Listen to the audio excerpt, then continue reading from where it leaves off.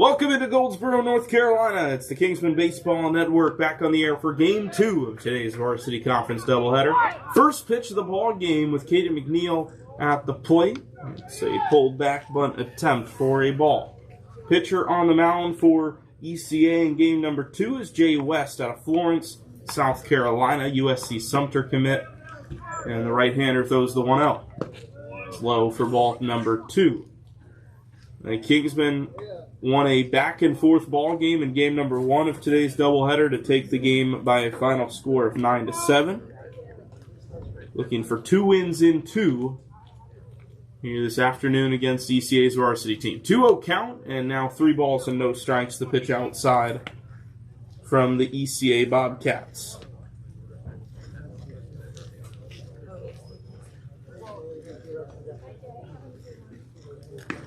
Three and 0 to McNeil, who started game 1 with a triple.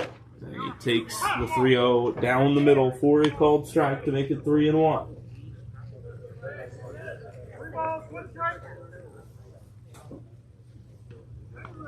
Hitters count for McNeil. He started game 1 with a triple. Now he starts game 2 with a walk. He's on first with no one out for Logan Daniel.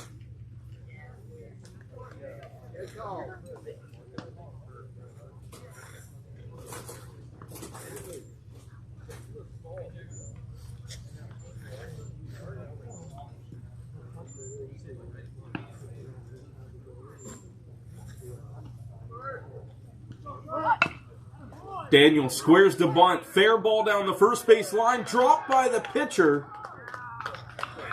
And that puts Logan on first and moves McNeil to second. We'll see how it's scored.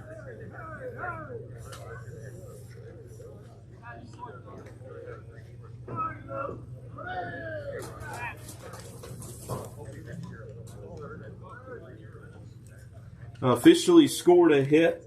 Tough play for the pitcher down the line. So the Kingsman shortstop has a single. And here's Dino, who did the same thing. That ball's in the dirt. McNeil testing the throw, and he's safe. Second and third on the wild pitch. Electric offensive start for the Kingsmen, just as they had in game 1 when McNeil and Daniel started it with a triple and a double right out of the gates. Maybe a little less firepower to this one, but threatening for some early offense. The 1-0 to Catani is just outside.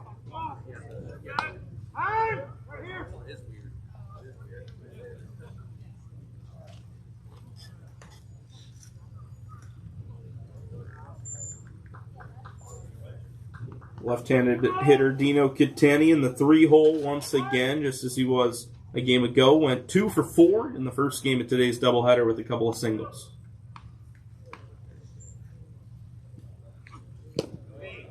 Now he is ahead 3-0.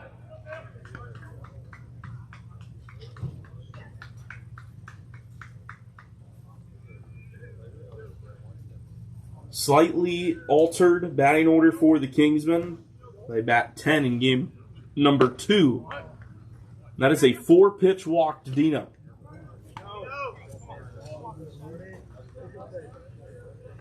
Jay West immediately running into some trouble here in the first inning. The first 3 hitters of the ball game have reached on 2 walks and a bunt single. And now Christian Burney, the catcher here in game number 2, is up with the bases loaded and nobody out. Meeting between pitcher and catcher gives us a chance to check out the Kingsmen starting lineup. McNeil, Daniel, and Catani, the 3 hitters we've already seen, followed by Christian Burney, Brody Winan, and Harris Clark. Jack Catron is in the 7th spot. Matt De La Cruz enters the order in the 8-hole playing left. A.J. Griffith, who pitched in game 1, is the first baseman in the 9-hole. And Eli Thomas rounds it out in the 10th spot. Strike 1 to Christian Burney. Second game of 3 today for the KBA. Be one of the longer days in their early history. Prospect game against ECA's premier team following this one. 0-1. Burney unleashed a swing on that fastball, which was inside of the strike zone. And it's 0-2. Brody Wynant is on deck. Saw some time in the outfield in Game 1. He is the designated hitter and will likely pitch at some point either in this game or the game following tomorrow. 0-2 to Bernie with the bases loaded. Ground ball third base side toward the line, and it's foul. Could not hook it between the lines to score a couple. But he does still have the bat in his hand here behind 0-2. Some of the prospect Kingsmen behind home plate there. You can see on the bottom of your screen cheering on their fellow KVA. There's Bernie into left. A base hit that rolls through. 1 run scores. Daniel is held at second, and it's station to station as Christian Bernie gives the Kingsmen the opening lead. They score a run in inning number 1 for the second time in as many games here today. Quality 2-strike hitting from Christian Bernie, who dribbled it through the third base side of the infield. The third baseman went to the bag instead of to the ball and lost out on a chance to potentially corral it. Now Wynant drilled on the first pitch, and another run comes in. The breaking ball slipped out of the hand of Jay West, and it's 2 early runs to the Kingsmen. Their first 5 have reached base in Game 2 of today's doubleheader.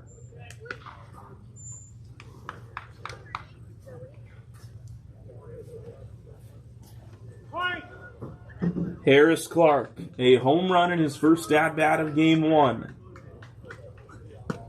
And he takes the first pitch here for a ball low. Tough to ask for a much better opportunity at the plate for somebody swinging a hot bat. Bases loaded, nobody out. 1-0. And a big cut, but Clark came up empty, 1-1. Mentioned it when he hit the home run in the last game. A week ago, had 0 home runs for the Kingsmen Baseball Academy. Now, in the last 5 days, he has hit 2 of them. He unable to come up with that swing. It is 1-2.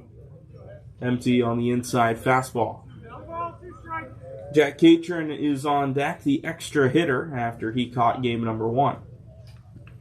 West hits the bottom of the zone, strike 3. First out of the ball game. Clark will walk back to the dugout. Base is still loaded for Catron.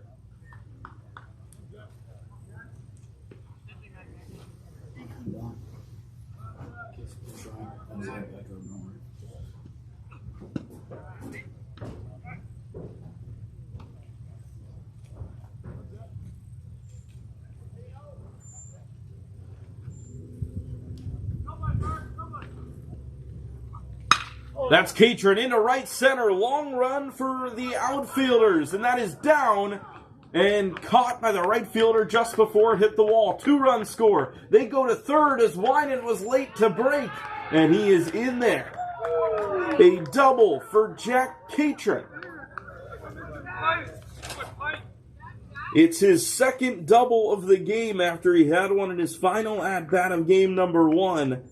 2 runs come in to score to give the Kingsmen an early 4-0 advantage here in Goldsboro. Here's Matt De La Cruz, but not before a conference on the mound. It has not been the start Jay West was looking for, and that is all he's going to get. Pitching change here in the first, 4-0 here on the Kingsmen Baseball Network.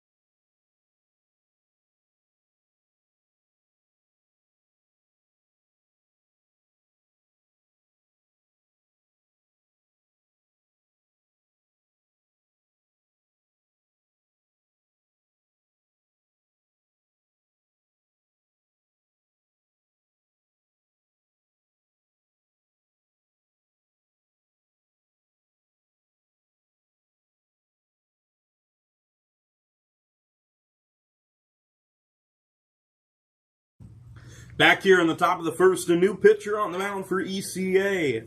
Jay West unable to get out of the first inning. He got just one out before being taken out for Noah Hedda. There's a swinging strike to Matt De La Cruz.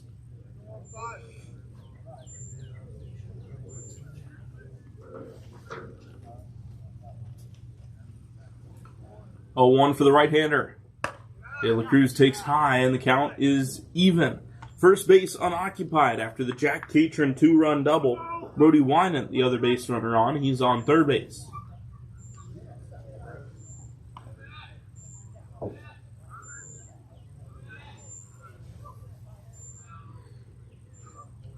The 1-1, chopped to third, high hop, allowing the run to come in. The one hop throw down to first, not in time.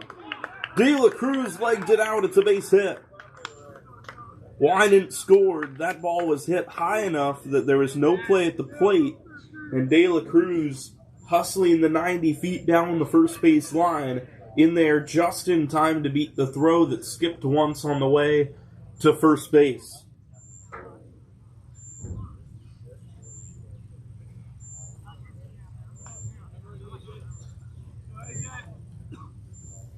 A.J. Griffith, the 9th hitter to come to the plate here in the first inning. The Kingsmen up 5-0.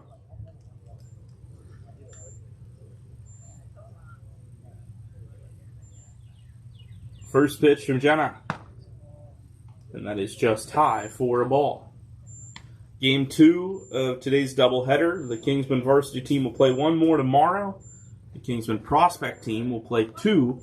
One today and one following that varsity contest tomorrow. Kingsman playing 11 o'clock first game, 1:30 estimated time of the second game start. Hoping to get back into town before too late on Wednesday night. 1-0 pitch. Outside corner to get started against A.J. Griffith. After A.J., it'll be Eli Thomas, and then potentially the top of the order.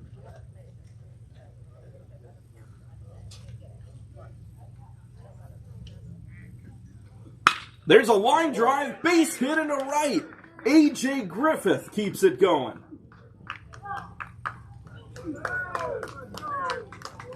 Everybody hitting today for the Kingsmen. And a start that is on fire. Seen them score 6 runs.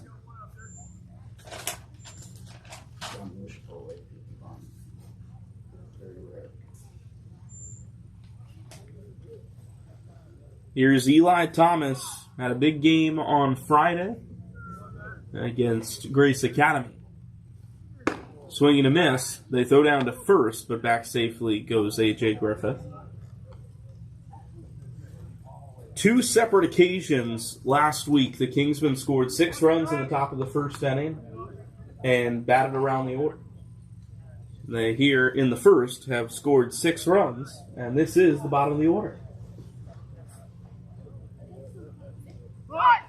Thomas gets a bunt down toward the line, but it squirts foul.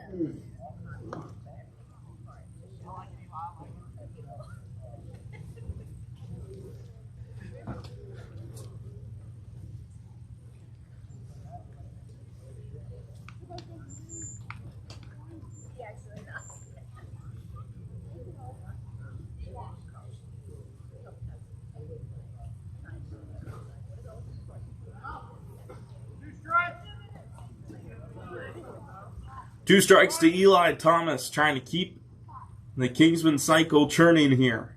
Second and first, 0-2 pitch. Off the glove of the catcher, 90 feet for both base runners.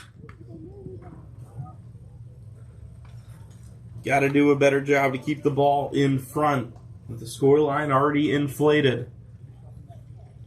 Kaden McNeil is on deck. He started this game with a walk.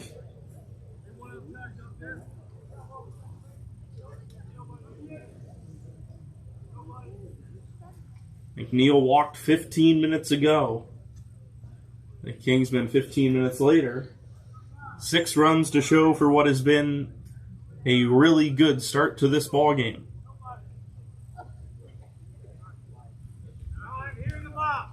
Time called by Thomas.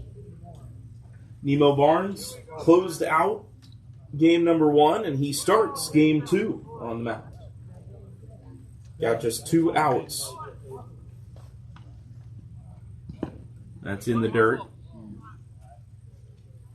Got the save in that contest for the Kingsmen against the Bobcats of ECA. Second win over the Bobcats of this year, but the first in ABA play. The Kingsmen won a non-conference game between the two teams about a month ago.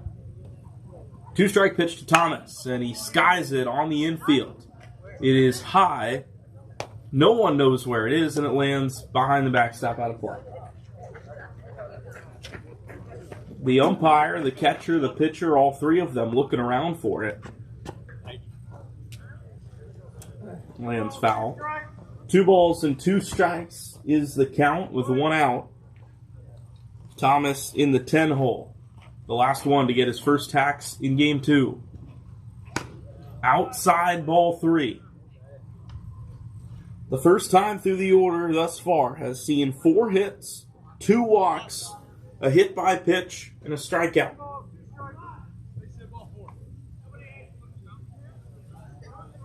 Full count to Eli. And there is walk number 3. The check swing appeal confirms it. Bases loaded with 1 out for Caden McNeil.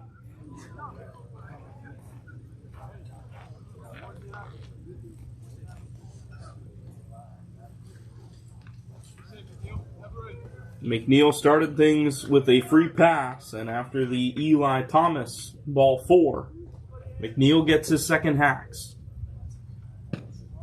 That is low for a ball. 1 ball, no strikes.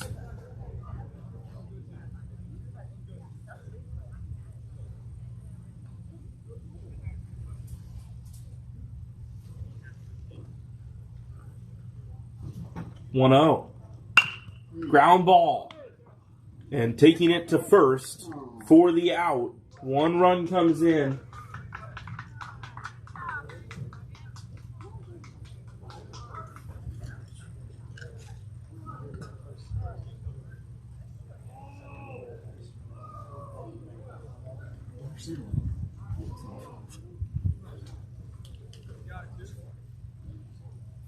So the run comes in to make it 7-0. McNeil grounds out but scores a run. It's an RBI, and Logan Daniel the next hitter. High for a ball.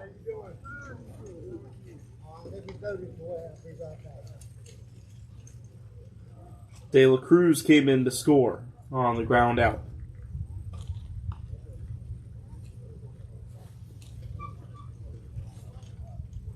1-0. At the knees. Called a strike to Logan Daniel. From the surrounding area, has his family in attendance sitting up on the fence line, taking in this at-bat. There's a chance to bring in a couple of runs. 1-1 pitch. And Daniel chops it right back up the middle, but the pitcher has it. And Genna goes to first to get out of the inning. 7 for the Kingsmen in the first. Tough to ask for a much better start than that. We'll head to the bottom of the first, and Nemo Barnes will try to hold down the fort when we come back on the Kingsmen Baseball Network.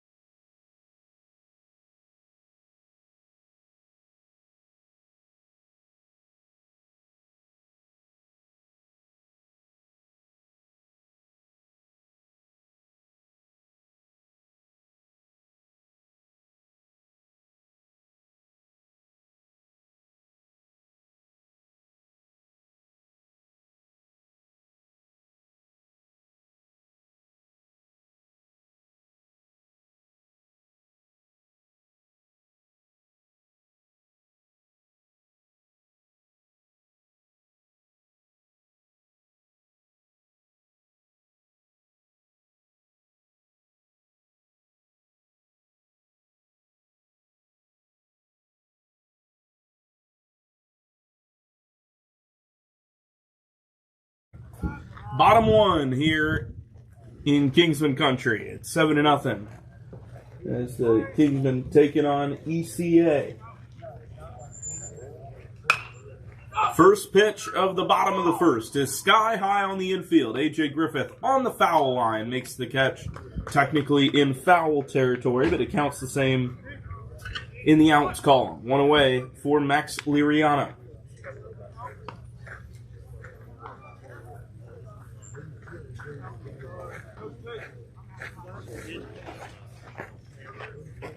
Max Liriano at the plate, then Jamison Stroud on deck, wearing the number 37.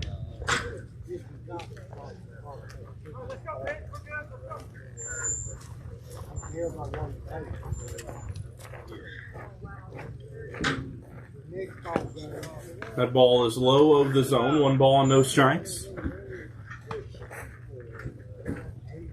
1 pitch, 1 out to begin the bottom of inning number 1. The Kingsmen trying to get their bats to the plate again quickly. There's a swing and a miss for a strike.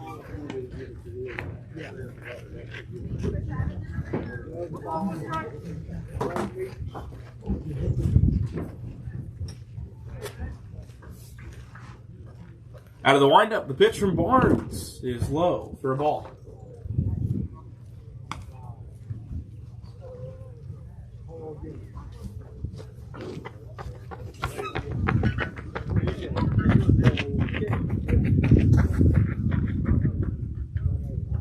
There's a ground ball toward Logan Daniel. Fields it backhand side. A long throw to first.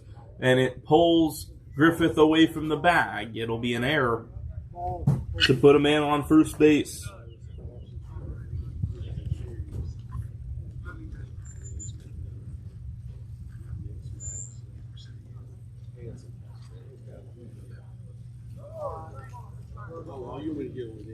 So here's Jamison Stroud.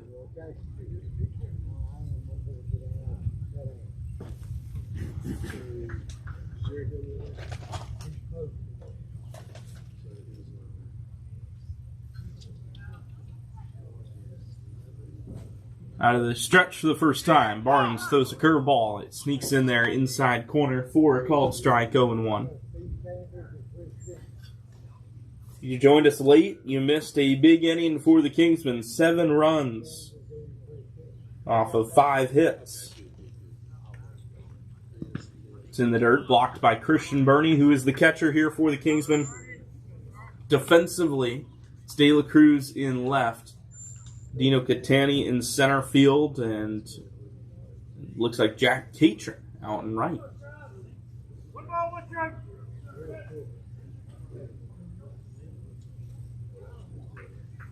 I don't think I've ever seen Jack Catron play the outfield. Kingsman shifting some things around this afternoon. There's a throw to first. Oh, they've got it close, and they've got him picked off. Excellent move from Nemo Barnes to catch Liriano, who is leaning. He's out, and there are 2 away.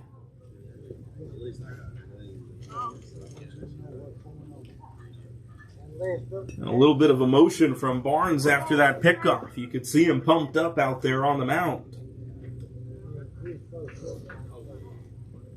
So 1-1 now to Stroud with the bases cleared empty.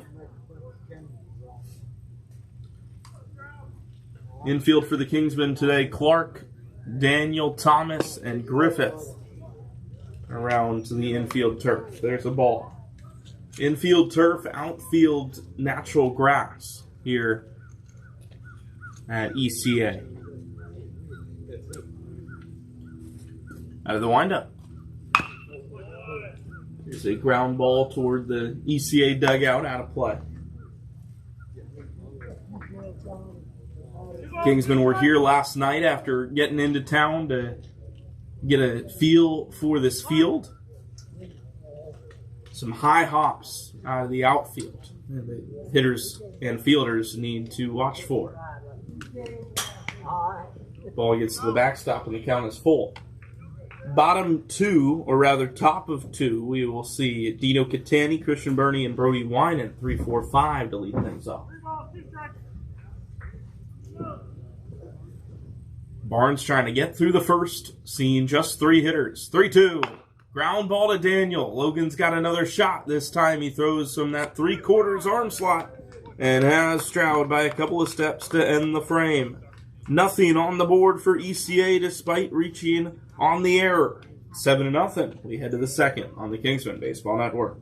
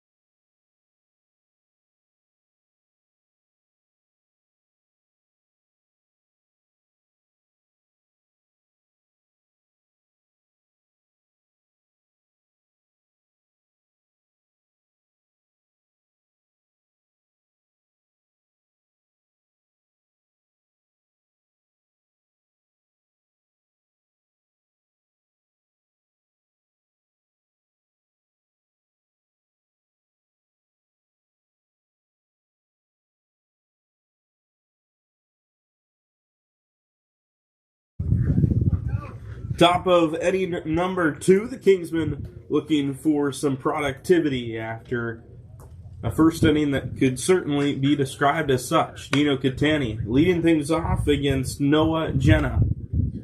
Came into the game pitching for Jay West after West was pulled.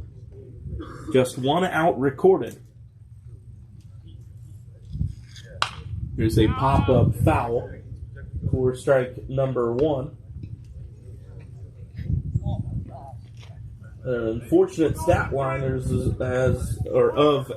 result of that 1/3 of an inning start, 6 earned runs with just 1 out recorded. There's a swing from Catani, strike number 2, results in an ERA of 126 for the day. It's a high-scoring ball game. 1-2. Catani to the first base side. It's under the glove of the first baseman. Catani around first, heading to second.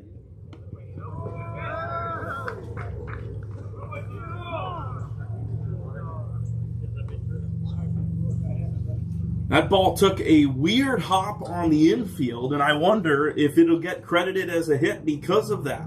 That ball looked like it was going to hop up right into the breadbasket, and instead it kind of died right as it got to the first baseman. It snuck under his glove and toward the corner. So Catani is on second, and Christian Burney, who had a hit his first time, comes to the plate once more.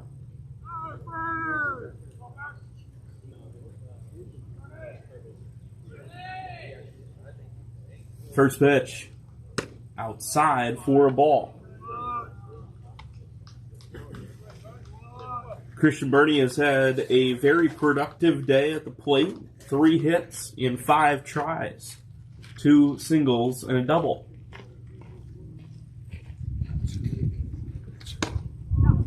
That's just off the plate. 2 balls and no strikes. I'll mention it one more time. Kind of a fun stat for those who missed it in Game 1. That double Burney had, despite being the home run leader on the prospect team, that was Burney's first extra base hit for the varsity team this season.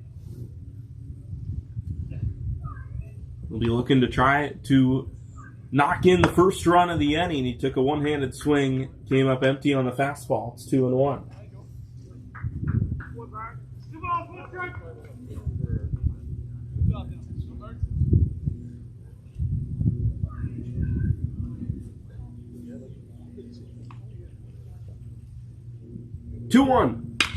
Burney down the right field line, hooking toward the corner, but it does go foul and into the Kingsmen bullpen.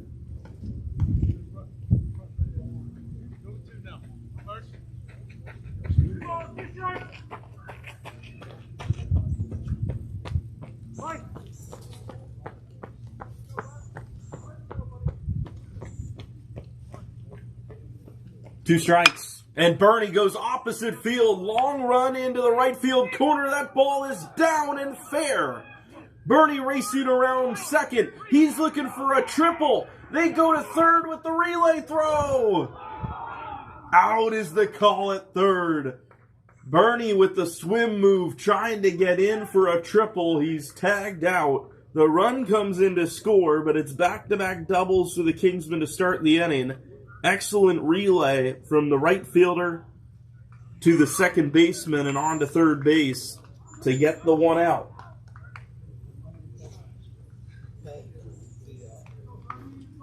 So base is clear, one away for Winan after Christian Bernie out at third base. That is a ball, 1-0.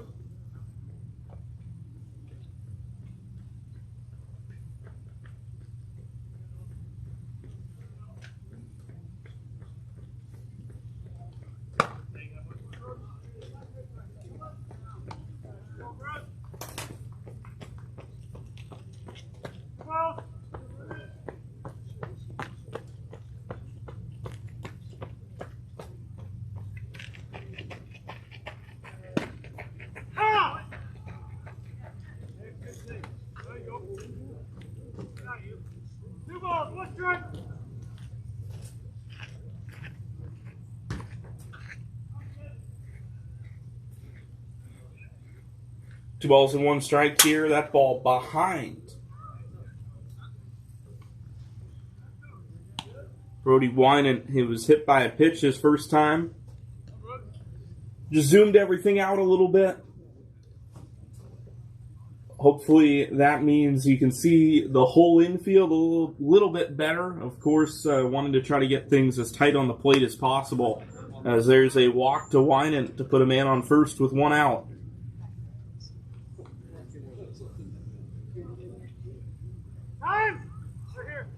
We want to try to make it as tight around home plate as possible to allow for the best angles, but at the same time don't want that to mean that we take away from being able to see some of the other action around the field. 8-0 is the score now, a run in the inning off of the Christian Bernie RBI double, and today he has two doubles and 4 hits.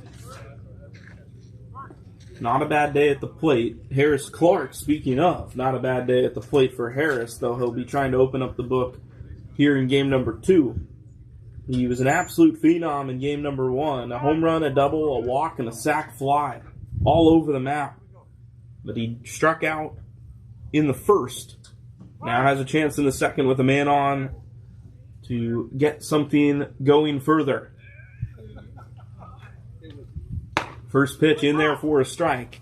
The inning got started with the double, but kind of reset when Bernie was thrown out at third. Bases clear, one away. Even though the run came in, the defense kind of feels like they get a fresh start, so to speak. But Clark trying to change that. He goes to the third baseman, a chance for 2, but the ball is thrown away. The ball is thrown away into right field. It's an error.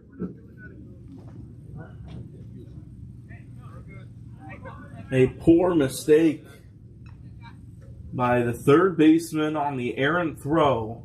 A chance for 2 turns into nothing good. Runners on second and first now for Jack Catron, who has a double in the ball game.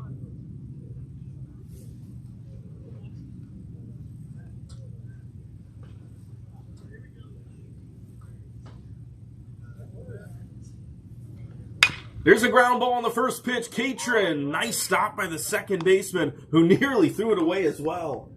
Zipped it to first, a short throw there.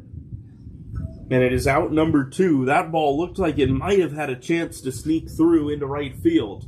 But he does get the job done as far as moving the runners over from first and second to second and third. So 2 in scoring position for Matt De La Cruz, who had a base hit his first time. First pitch. De La Cruz into left center, just over the glove of the shortstop. 1 run scores. Here comes Harris Clark. Throw to the plate is not in time. He scores standing up. RBI single De La Cruz. 2 hits in the ball game for DLC, and it is 10-0. The hits keep on coming.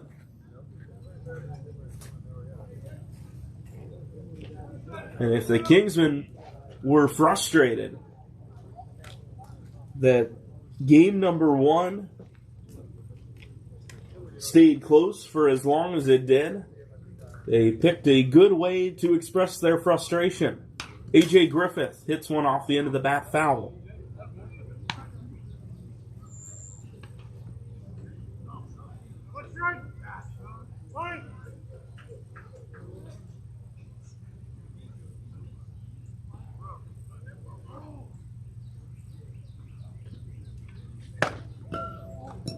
There's a swing for strike 2. A.J. Griffith lost his bat.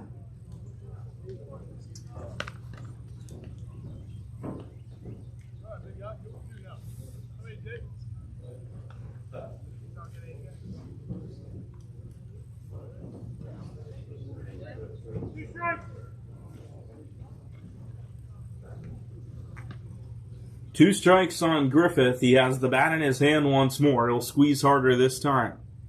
The pitch. Just off the outside corner, and the inning stays alive. 3 runs here in the second. The double-digit lead for the Kingsmen. Now in the top of inning number 2. Nemo Barnes has quite the cushion out there on the mound. Griffith readies himself. 1 for 1 with a single. 1-2 pitch.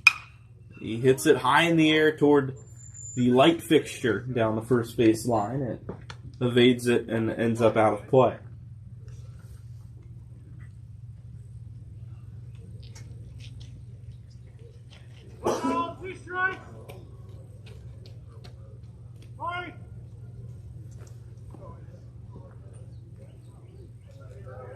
If the inning continues, Eli Thomas will come to the plate for the second time. 1-2 pitch. Outside. 2-2 to Griffith.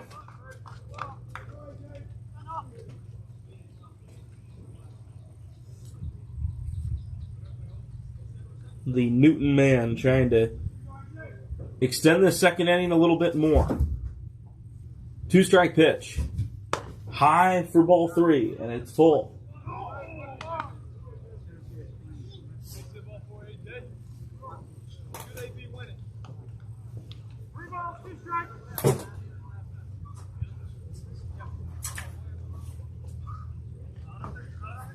Three balls and 2 strikes. Runner will have a head start from first. The count full. And spin and a throw to first, and they've used that to their advantage. The Bobcats pick off Matt De La Cruz to end the inning. Tough break. Kingsmen grab 3 here in the second. We head to the bottom half. It's 10-0 on the Kingsmen Baseball Network.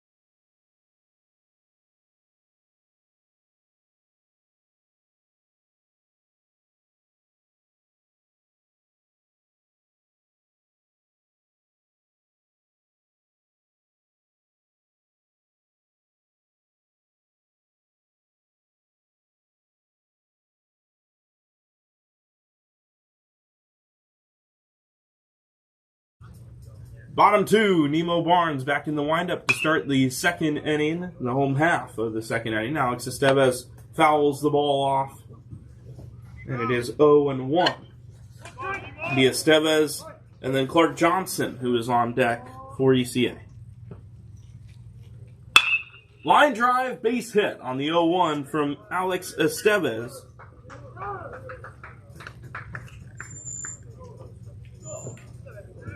The leadoff single to start off the bottom of the second inning for ECA, who will need more of that if they're to come back in this ball game. Down 10 here in the bottom of the second.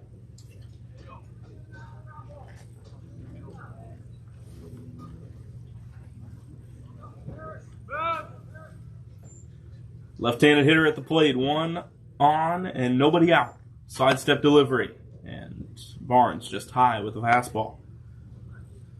Second game of 3 here as we hit 3 o'clock here on the East Coast. Goldsboro, North Carolina, the place to be for some Kingsmen baseball action. Ground ball, first base side, Griffith unable to scoop, and it's into right field. Catron with it in right, and he whips it back in. Back-to-back base hits as Johnson is on with nobody out.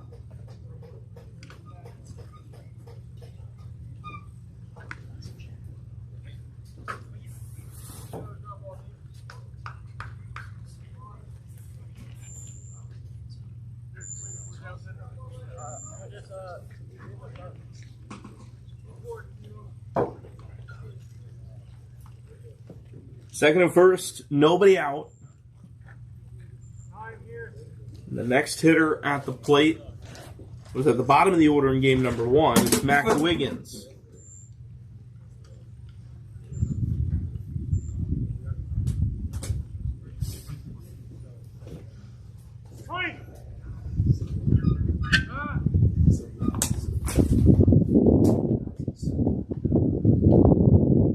First pitch from Nemo.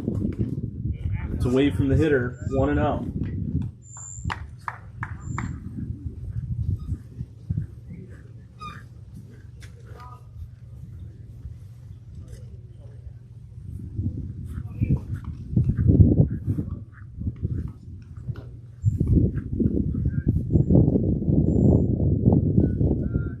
Inside move towards second, but no throw from Barnes.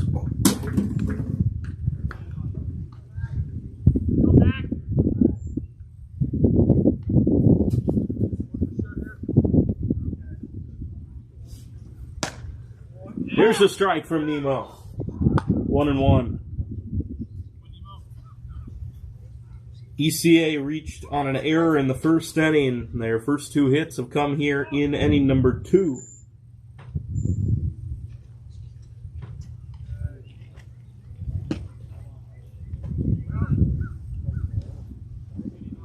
Christian Birdie took a couple of steps out toward the mound after that pitch, but will not go and chat with Barnes.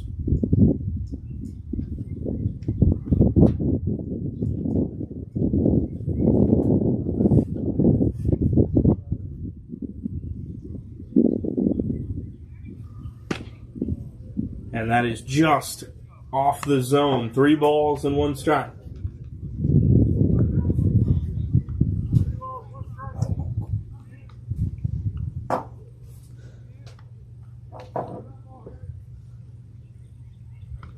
Hitters count for Wiggins. And a walk loads the bases. Bases loaded and no one out. Dangerous for the Kingsmen.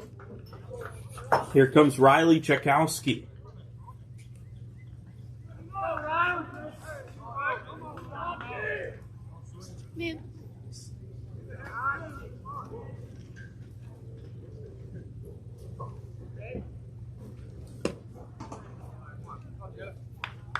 Ball 1 to Czekowski. Riley Czekowski got a pinch hit at bat in place of Clark Johnson in the last game.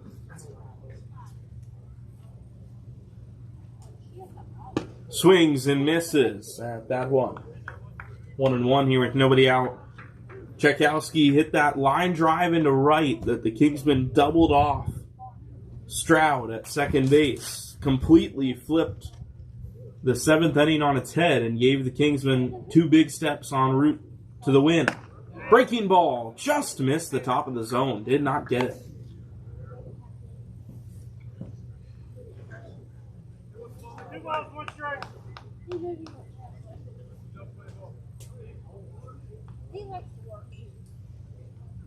Line drive right side. Griffith with the catch, but no opportunity for a second out. Nice play by AJ over at first. That's the first out of the inning, and a big first out with the bases loaded. Patrick Keller, the next hitter.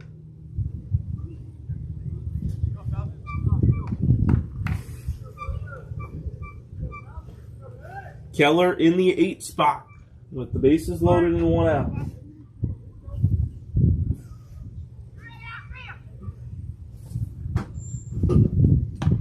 Breaking ball just missed the top of the zone.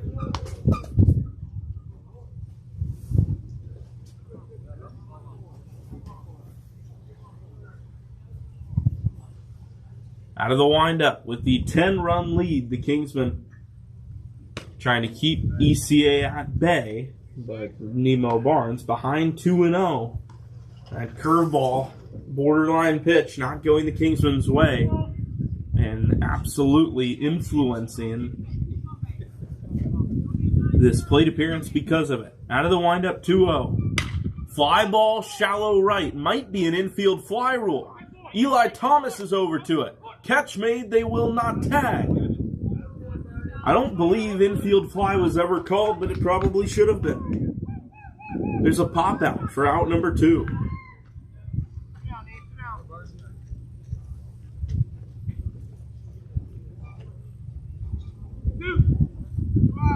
So here comes Lyric Pittman.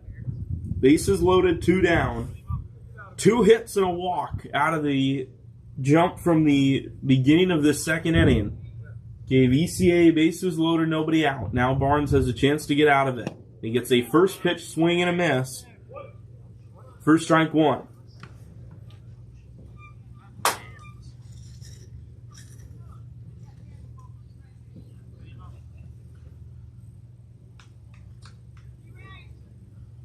Barnes out of the windup. The right-hander with the 0-1 pitch, and it's in the dirt. Bernie has it, and the runners stay put.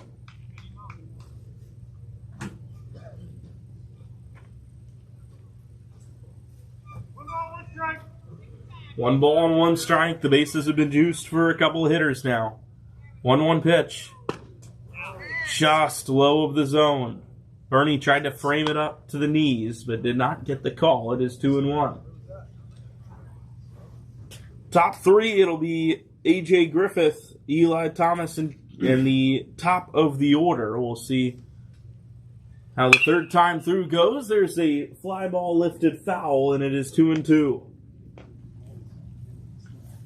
Nemo Barnes continues to fight here. A tough situation after a couple of base hits, but has fought through the bases being loaded. 2 strikes outside, and the count is full, and the runners will move. That's how the top of this inning ended. It was 3-2, and the Kingsman got picked off, trying to get his head start a little too early. 3 balls and 2 strikes. Barnes with 1 more chance, but he misses inside, and a run scores. Alex Estevez scores the first run of the game from third for ECA. Johnson moves to third, Wiggins to second as Pittman jogs down to first with the walk. Here is Wesley Kennedy.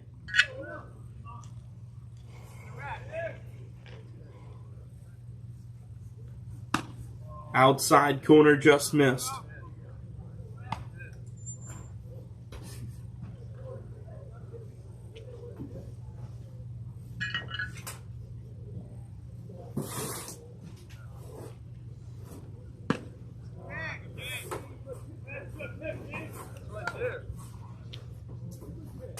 Preston Hudak after that last pitch saying, hey, that's right there.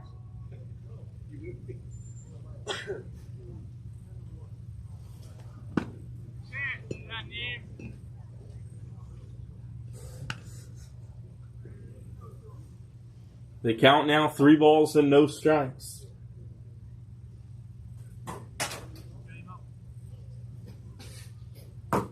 Ten to 1 the score. The pitch from Nemo. Line drive, fly ball deep left center, and it is into the gap.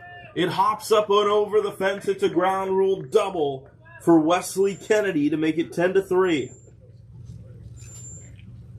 Hit that one on the nose. No chance for De La Cruz or Catani, who tracked it into the gap.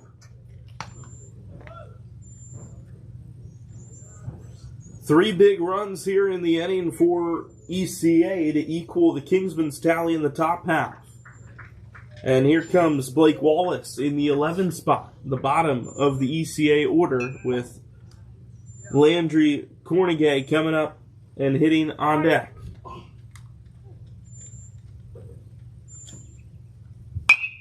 First pitch swinging, a foul ball.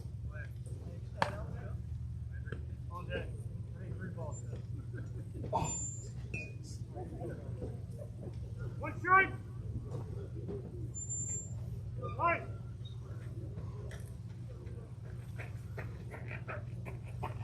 0-1. Ground ball third base side, but foul. Barnes, despite allowing the big hit, still finding his way around the strike zone. Two strikes.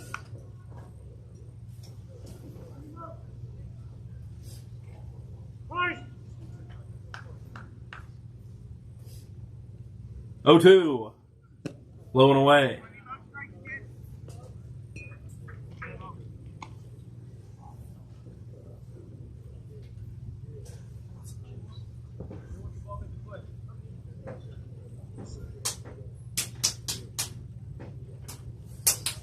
Time. One ball, 2 strikes. Five. 2 strikes from Nemo. And that is in the dirt, blocked by Christian Burney, and it is 2-2.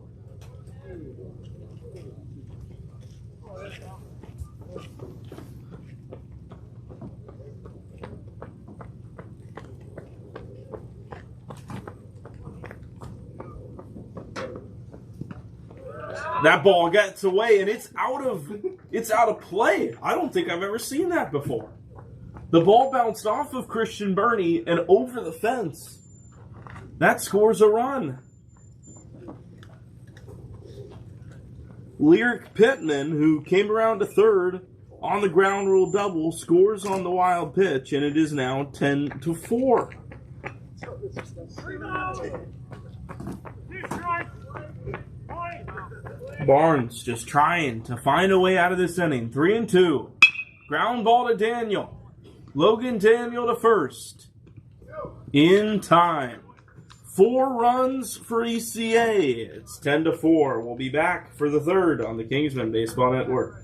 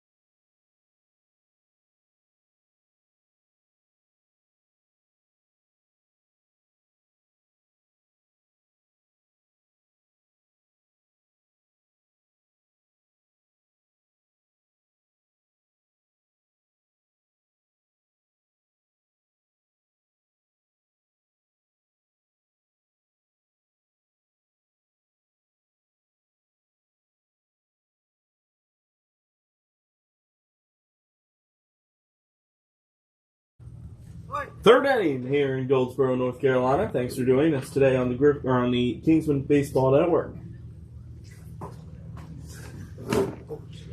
First pitch strike to A.J. Griffith, his second time at the plate. Technically his third if you want to talk about the way the last half inning ended.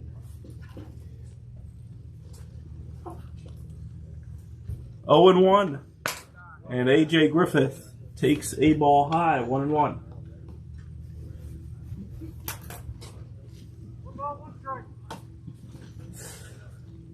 Even count here with nobody out. The right-handed pitch sails high, 2 balls and 1 strike.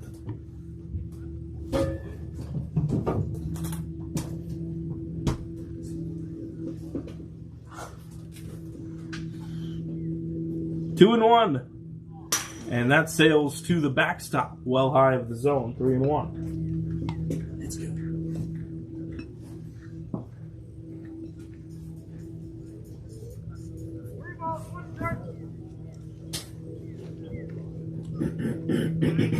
Hitters count for A.J. The pitch.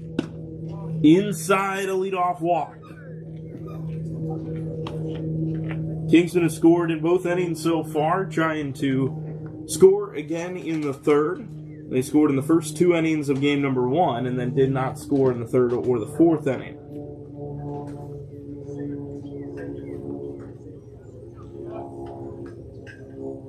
Here's Eli Thomas.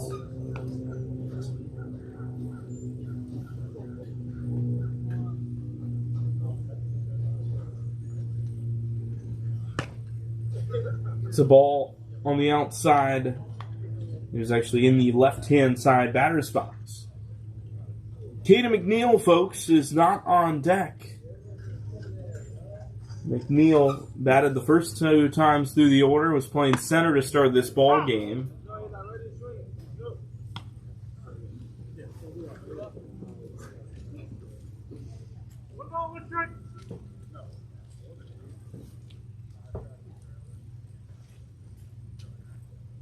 The pitch with the runner on first is lasered foul to the third base side.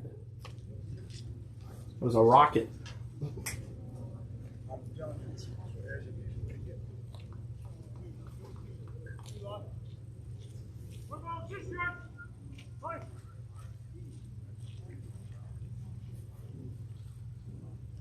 One and 2.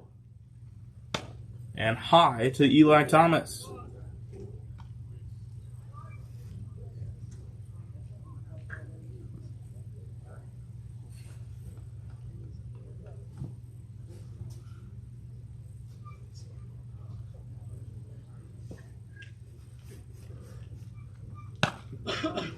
Just high of the zone, a ball.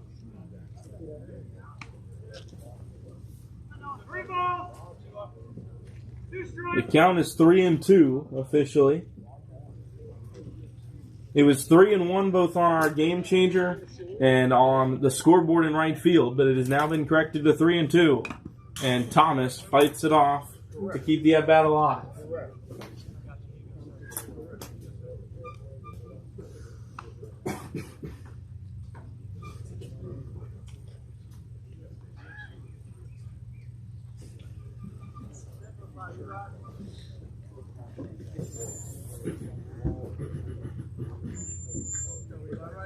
Noah Jenna came in to pitch in the first. He is still out there for the Kingsmen, or rather for the Bobcats.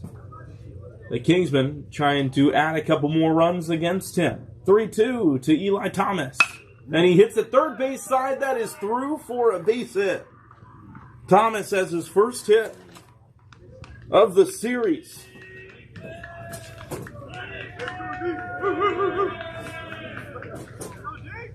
Mentioned it a minute ago. Caden McNeil was not on deck. I waited to announce his replacement because he deserves an introduction here. His first at-bat of the spring, number 26, Deacon Curtis. Younger brother Jack Curtis missed the beginning of the season with injury, taking his first hacks in the spring season. And he takes ball number 1.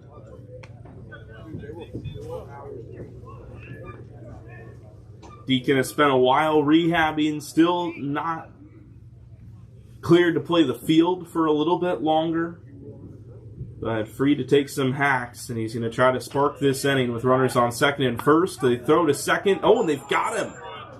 It looked like Griffith got his left hand on the bag there. Preston Hudak is out into fair territory. And now I think he gives up his argument. Griffith jogged back without too much of an argument. He certainly got a late jump heading back to second, but it looked like he was in there. There's a second Kingsman to be picked off in this second game. Runner on first, one out, 1-0, and Curtis swings through the fastball. It's high up in the zone, 1-1.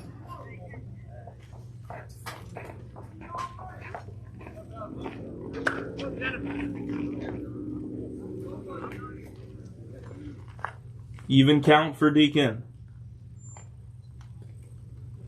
Curtis pokes it to third. Fair ball, fielded at the hot corner. Long throw off the 1 foot. Pulls him off the bag. Curtis is to first. We'll see if it's scored a hit or an error.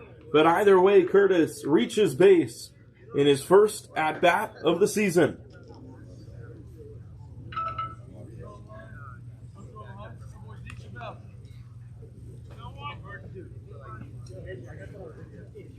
Logan Daniel with runners on second and first base with 1 out. Kingsman gave up 4 in the bottom of the second after getting out to a 10-0 lead. That is on the outside corner for a strike to Logan Daniel, who singled and has grounded out.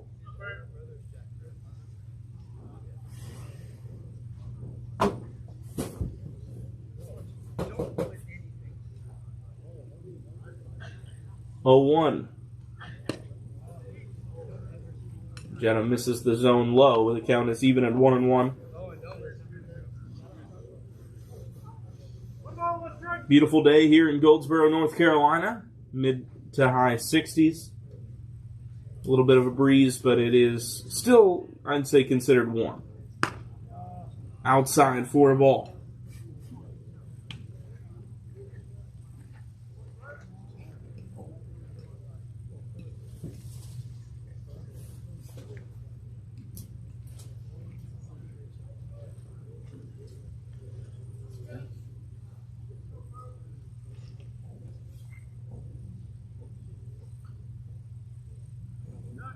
Spin throw, but no throw down to second base.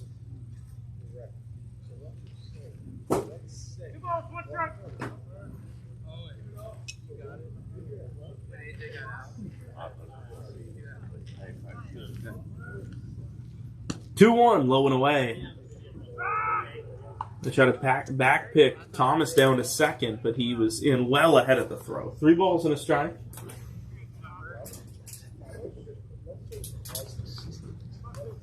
Dino Catani is on deck for the Kingsmen, has a chance perhaps to bat with the bases loaded, if Daniel can find himself a way aboard. 3 balls and 1 strike. Hitter's count. Jenna's pitch is high, and there is the walk.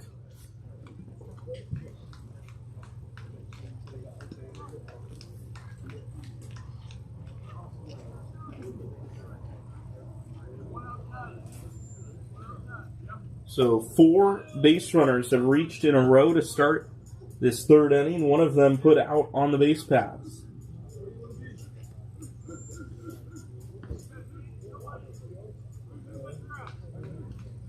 First pitch to Dino Catani on the inside half of the zone, 0-1.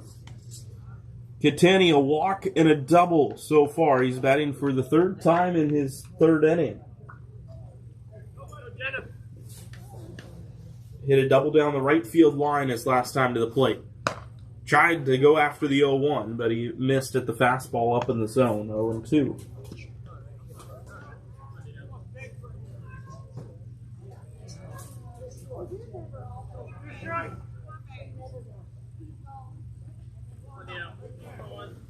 Ducklings on the pond here for the Kingsmen varsity team.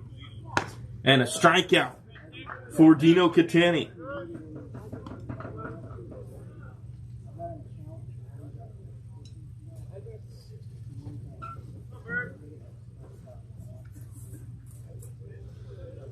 Christian Burney, 2 hits, 2 legs of the cycle in his first 2 at-bats.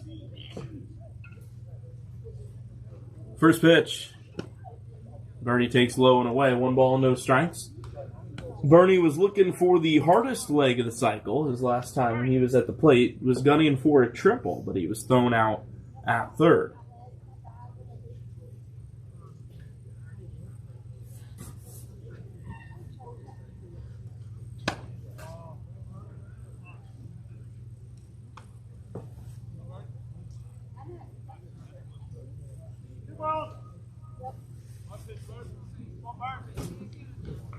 Two balls and no strikes. Hitters count for Burns. Swing and a high fly ball to center. Back on it. The ECA center fielder makes the catch, and the inning is over without a run. Kingsmen with plenty of offense, but no runs to show for it. 10-4. We head to the bottom of the third. So the Kingsmen look for another W. We'll be back with the W live feed when we come back on the Kingsmen Baseball Network.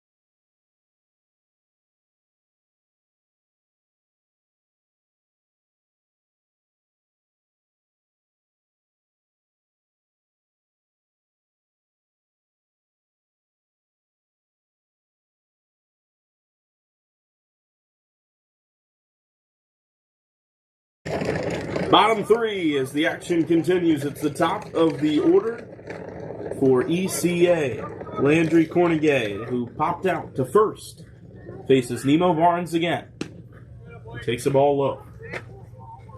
Kingsmen stifled for the first time in the top of the third inning. They did not score.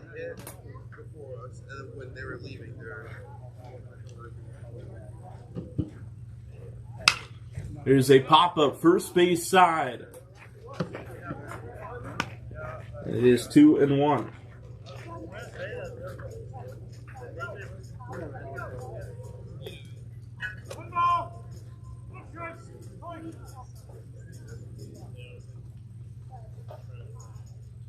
Two on. Pop up first base side again. Into that Bermuda Triangle. Long run for the second baseman. He cannot get to it. Thomas was oh so close. It is 2-2.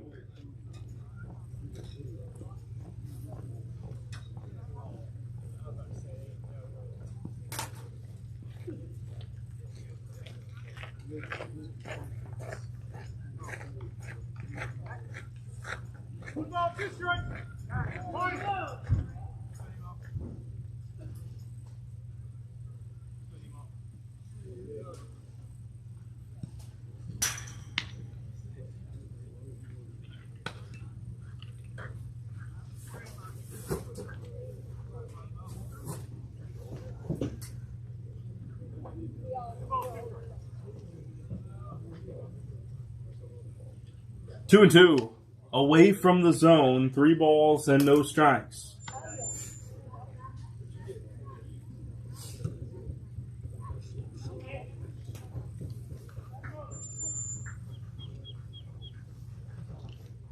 Full count.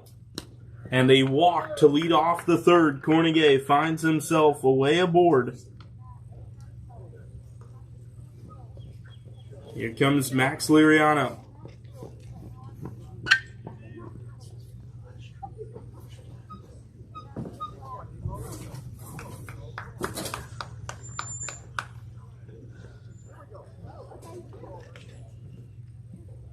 Runner on first, nobody out for the 2-hole hitter. Liriano takes a ball. It is 1-0.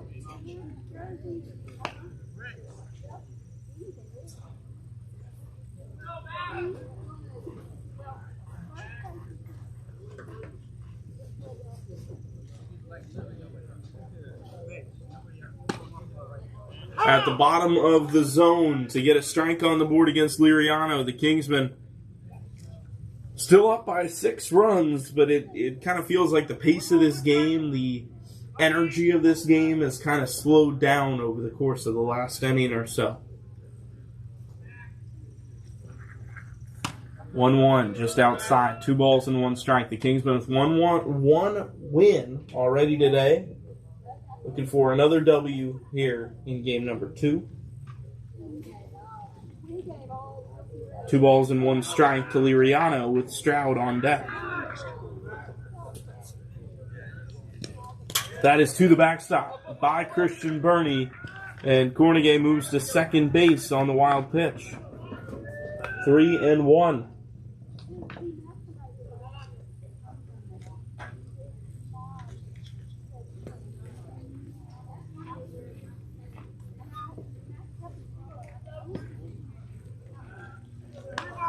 Strike.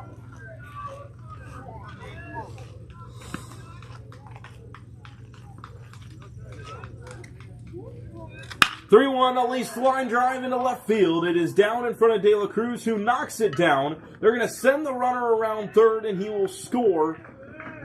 5 unanswered from ECA. Liriano with the RBI single to make it 10-5.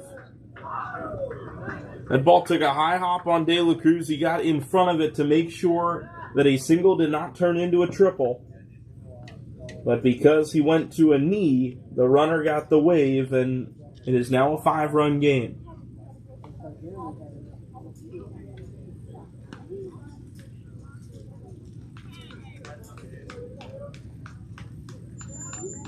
Runner on first, nobody out for Jamison Stroud, who hits a fly ball into left center field. Catani toward the gap, 1 away.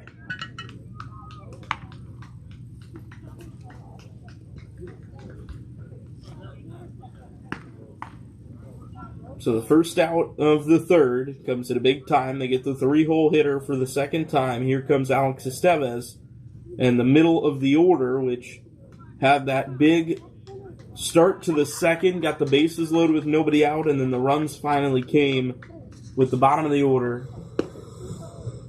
And some big base hits, including a double.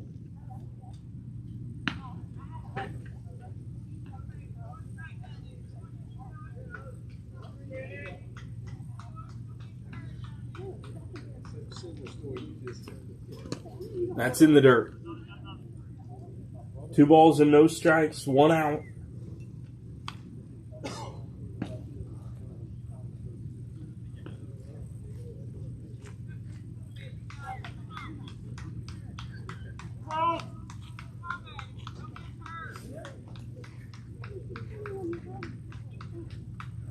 There's a fly ball, but it is foul. First base side and over the Kingsman dugout. 2 balls, 1 strike. Fine. Long day today, shorter day tomorrow, but both teams will be in action. Single game for both the varsity and the prospect team. There's a pop-up, shallow center. Catani will make his second catch of the inning, and there are 2 away.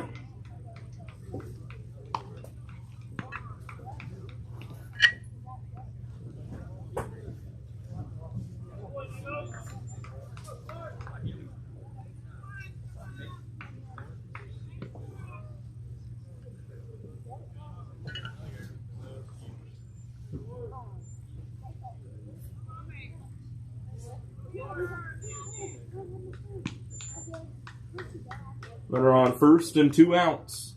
The lefty takes a hack at it, and Clark Johnson fouls it off, 0-1. Nemo Barnes touched up for 5 runs now, but trying to get through this third. It still has a big lead, courtesy of the Kingsmen offense, starting the game with a 7 spot in the first. 0-1, high for a ball. In the fourth inning for the Kingsmen, it'll be 5, 6, and 7. Wynant, Clark, and Catron.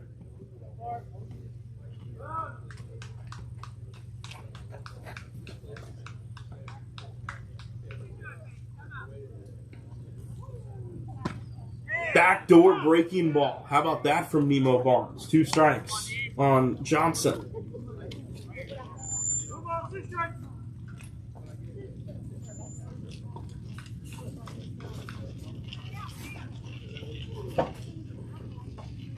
Two-strike pitch, and that bounced on the way to the plate. Runner was taking off, and he gets into second easily. It's a stolen base.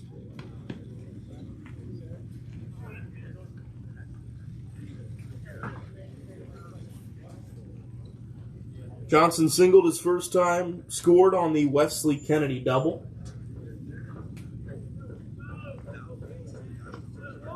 It's a 2-run double that scored runs 2 and 3 in the inning. There's a swing and a miss, though. Johnson down with a K to end the inning. 1 more for ECA. 5 unanswered now to have the Kingsmen lead. It went from 10-0 now to 10-5, but the Kingsmen still up 5 runs. So we go to the fourth here on the Kingsmen Baseball Network.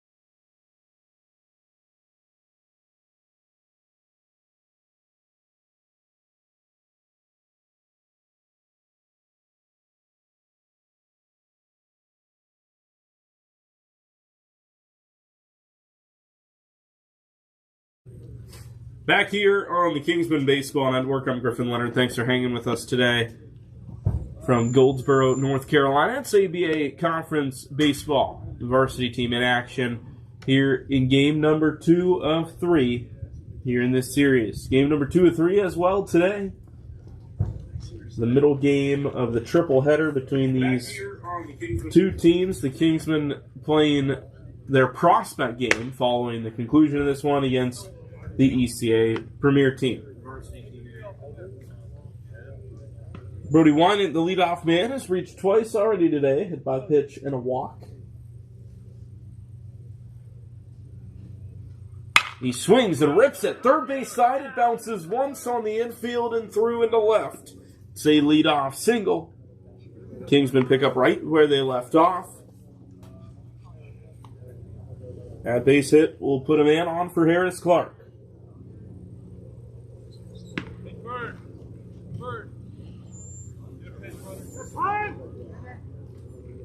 Time has been called. Wynant going to come out of this ball game in favor of a pinch runner, Logan Daniel.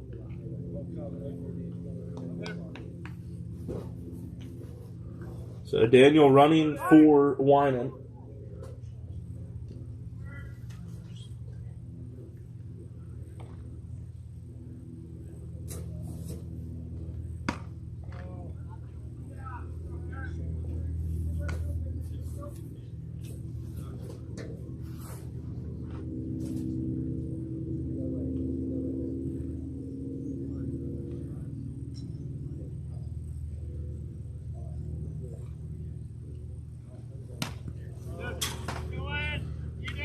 There's a pitch to the backstop as Logan Daniel, who is into the game to run for Wynant, takes second base.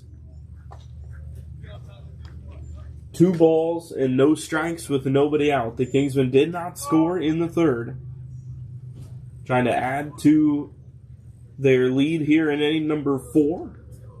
But they need a few more if they're going to get it back up close to that double-digit mark. They led by 10 in the top of the second as Harris Clark grounds one toward Preston Hudak, the third base coaching box. 2 balls. 1 strike. Point.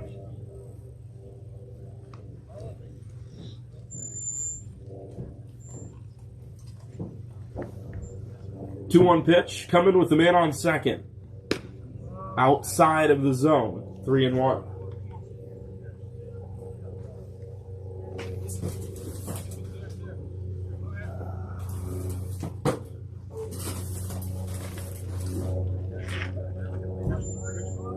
Hitters count with nobody out.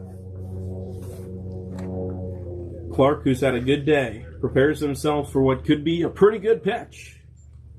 And he took a big cut at it. Empty. It's 3-2. Clark reached on an error to the third baseman his last time. Could have been a double play ball, but it was thrown away into right field. He's at the plate with a full count. Jack Catron is on deck. Payoff pitch.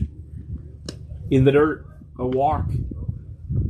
2 runners on to begin the 4th inning. The Kingsmen may be tired of ECA's offensive comeback here. The Bobcats have scored 5 unanswered to make this a closer ball game.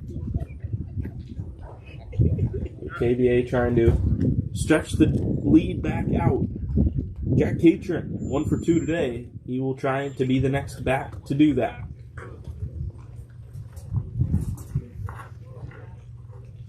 They spin and throw to second. Nice move, but back safely goes Daniel.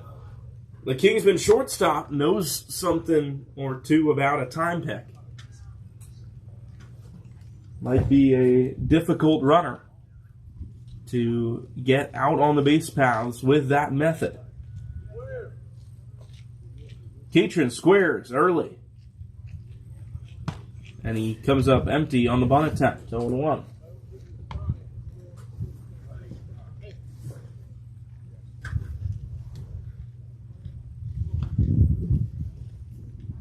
See if he gets another opportunity to bunt, trying to move runners over from first and second to second and third. He does square early once more. Jenna glances at second, comes to the plate with the 0-1 pitch, and it's bunted, but foul. And now it is 0-2. What will Preston Hudak do now?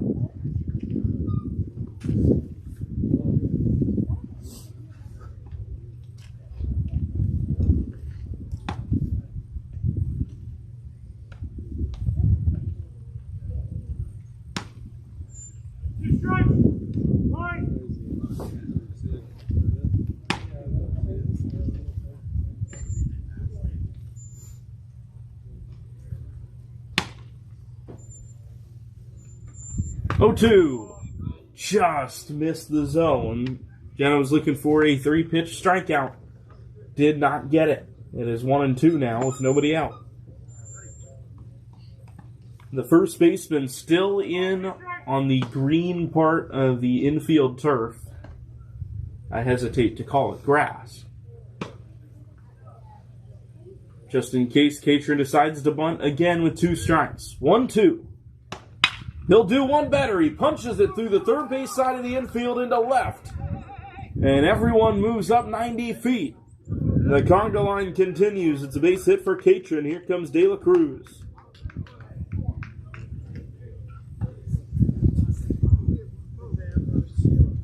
Matt De La Cruz is 2 for 2 with a couple of hits. Both singles.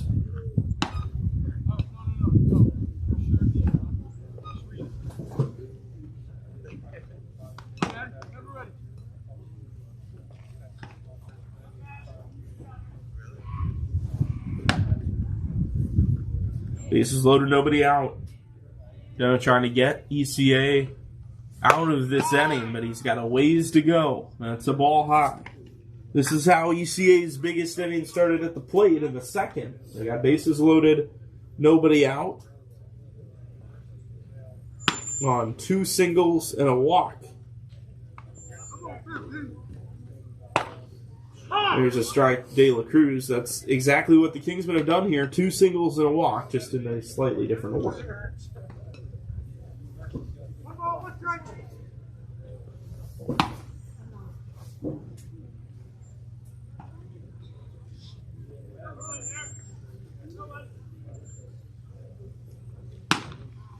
One pitch.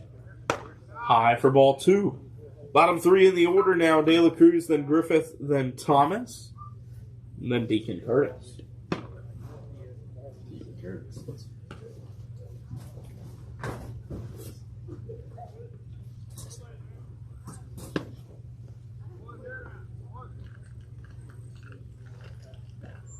Two balls to De La Cruz, now 3. They're going to try to score a run here. The ball past the catcher, and Daniel with the headfirst dive into home plate.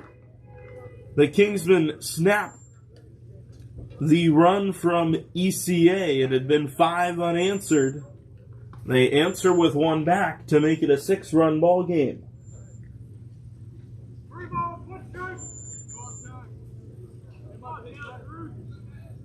De La Cruz at second and third. Here's the pitch. He hits it high in the air. First base side, foul ground toward the dugout. It is playable, and it is caught. De La Cruz down with the pop out. No runs come in.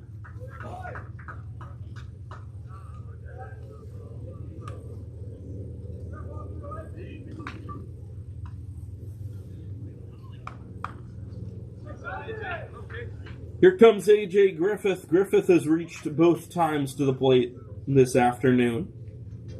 Productive day on both sides of the ball. He came in and pitched a couple of big innings for the Kingsmen in relief of Max Raley, who exited the game with concern for injury. That's a ball high to A.J. Griffith. Both Griffith and the man behind him, Thomas, are 1 for 1. They single and a walk.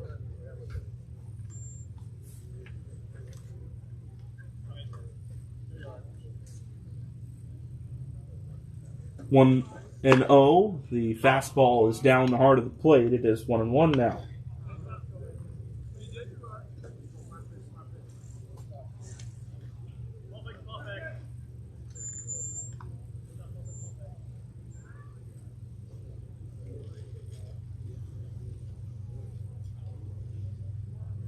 One pitch to Griffith, and A.J. lasers it back to the chain link fence behind home plate.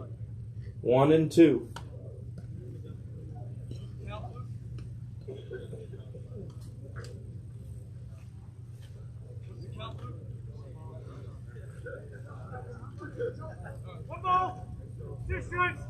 One ball and 2 strikes, the count from the home plate umpire.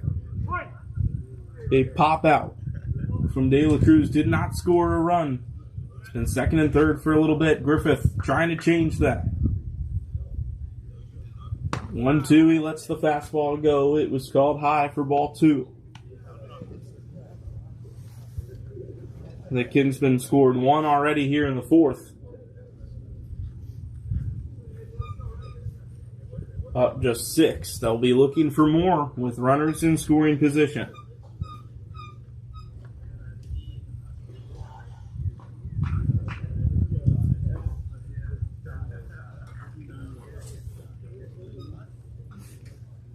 2-2. Griffith out to right field. Hooking toward the corner. Long run. And it is foul. That had a lot of tail on it off the bat. That looked like it was a routine fly out to right field. But it hooked into foul territory. And because of that, the run still does not score.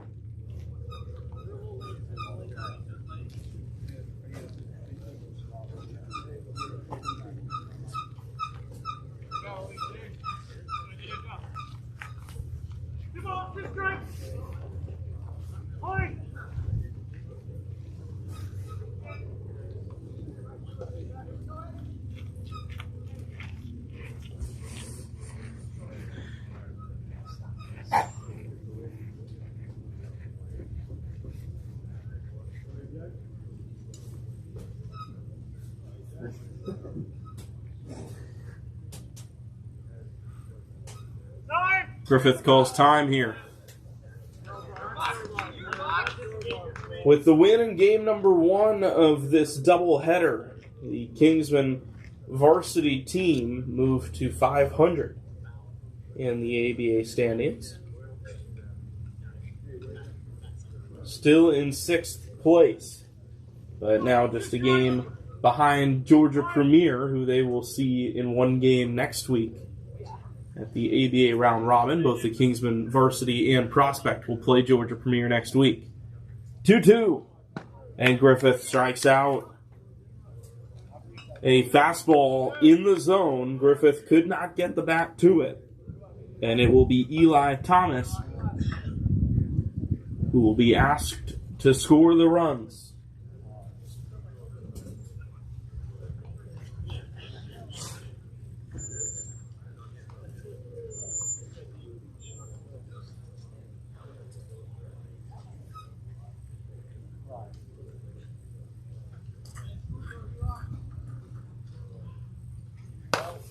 Ball 1.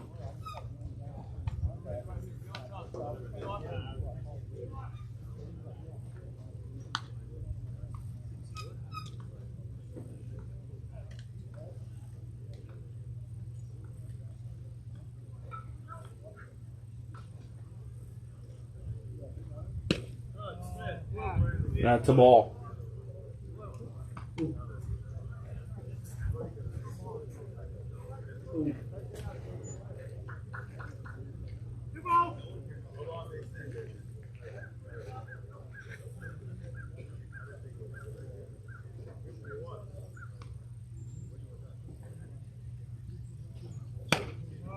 Next pitch to Thomas is high of the zone.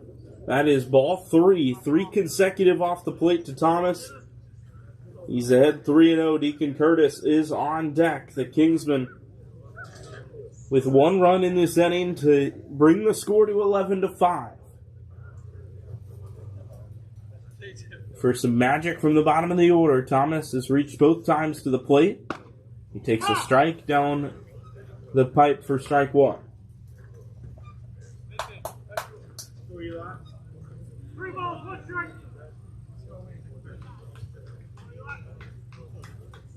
Hitters count for Thomas. The 3-1 pitch. Just high. A walk. Second walk of the inning for Jenna. Bases are loaded for Deacon Curtis.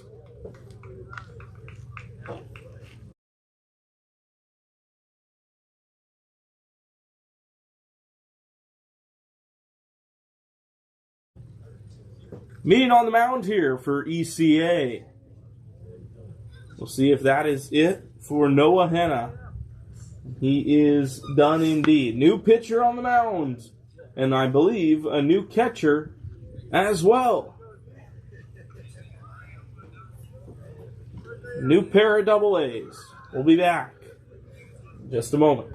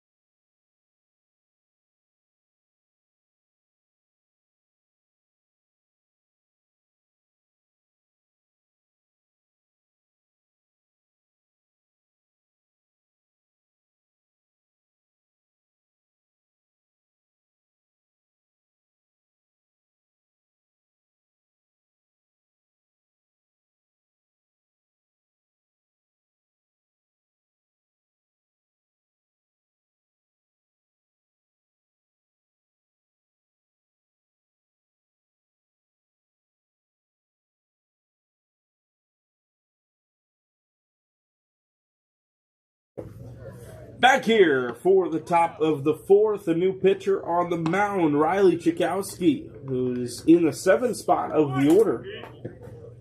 Comes in to pitch out of the pen.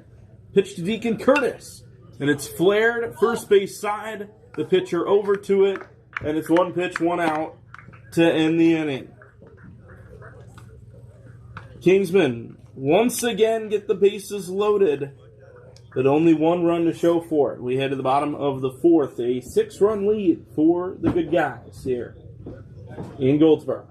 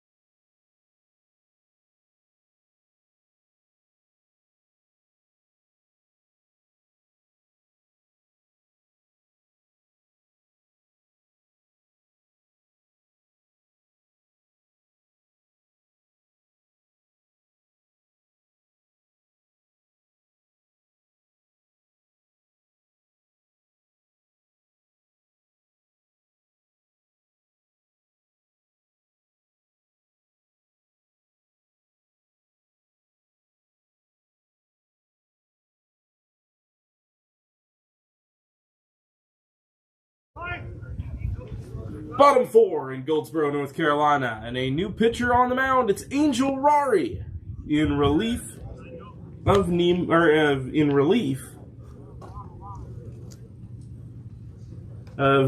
Barnes. Rari behind 1-0 and now 2-0 to his first batter, Mac Wiggins. Nemo done after 3 innings of work, 5 runs against. The Kingsmen well in front here. Angel darts in his first strike of the afternoon to Wiggins. He's got Wiggins, Chekowski, and Keller. Chekowski just came in to pitch for the Bobcats. 2-1 from Angel. Slider downstairs, 3-1.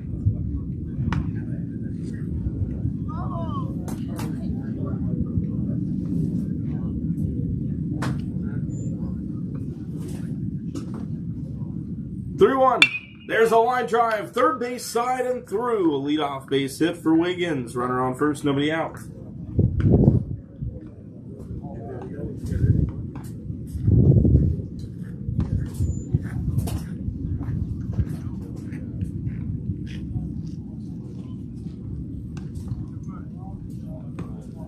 Runner on first, nobody out. Angel Rari pitching to Riley Chekowski, who lined out to first base with the bases loaded his last time. And Rari has been called for a balk. The runner will head to second.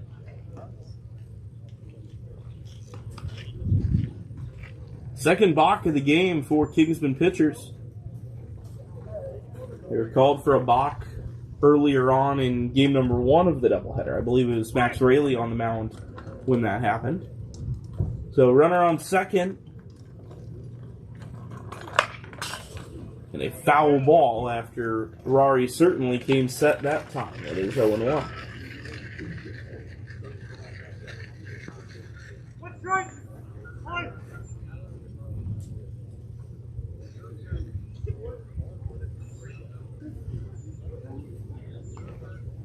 6-run lead for the Kingsmen. Outside corner, hit the corner with the heater. 0-2.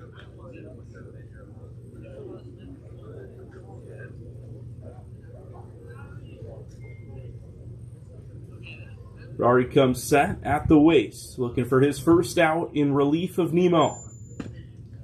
Tried a front door with the slider, but ended up missing at the doorstep. 1-2.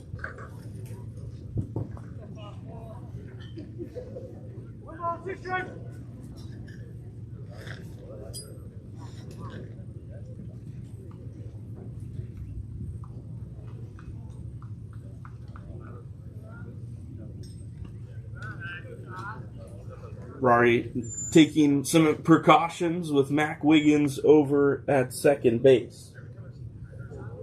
Leadoff single forced Rory out of the windup pretty early. Here's his 2-strike pitch, and it's grounded that same direction. Daniel, long throw to first. On the money. Logan Daniel makes the play at short for out number 1. Wiggins to third.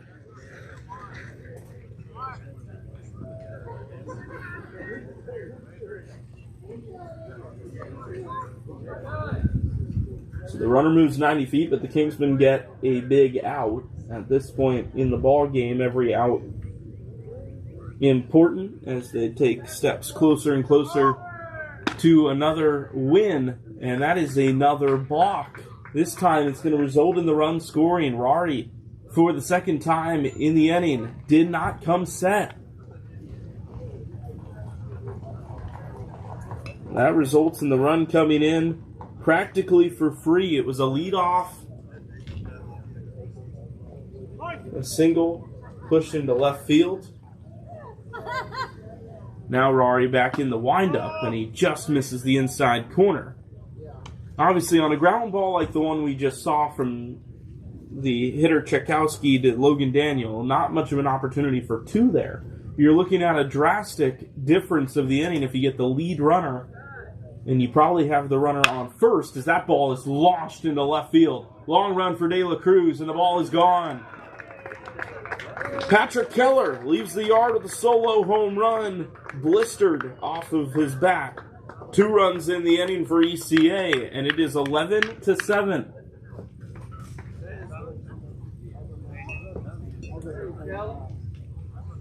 Didn't escape the yard by much, but that was primarily due to the launch angle rather than the exit velocity. He hit it on a line, but that ball was hit very hard off of the bat of the 8-hole hitter. Here's Lyric Pittman with 1 away, and now the base is empty with 1 more run up on the scoreboard.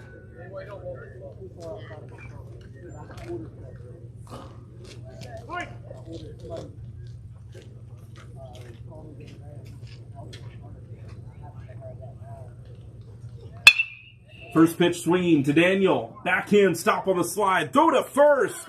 Got him! Logan Daniel with the highlight reel. A couple of really nice plays in the shortstop hole. Wow.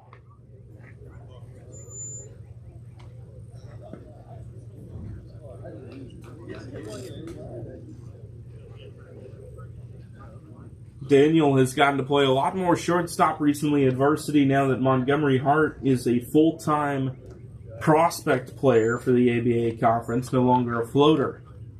He is taking full advantage of some of these reps.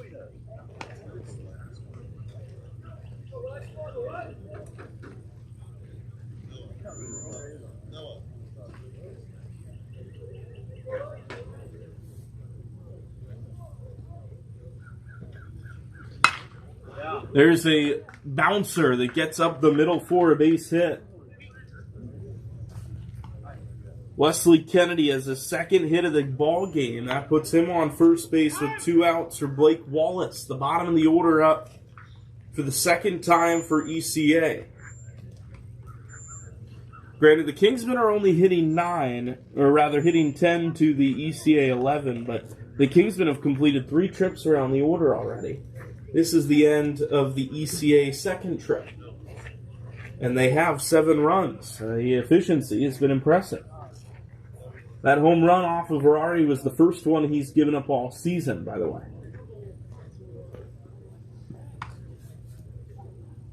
Check on the runner at first.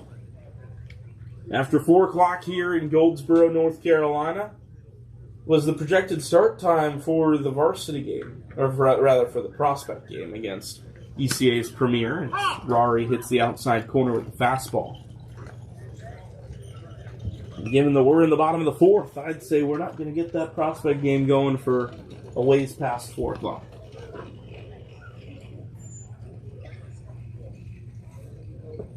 Four-run Kingsmen lead, bottom 4 here in Goldsboro.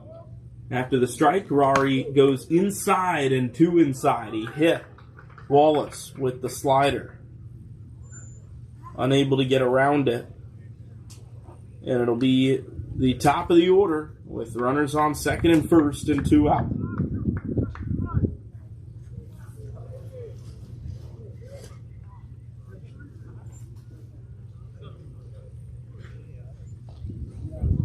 Coach Joe Hudak walking out to the mound. We will step aside for just a moment here on the Kingsmen Baseball Network.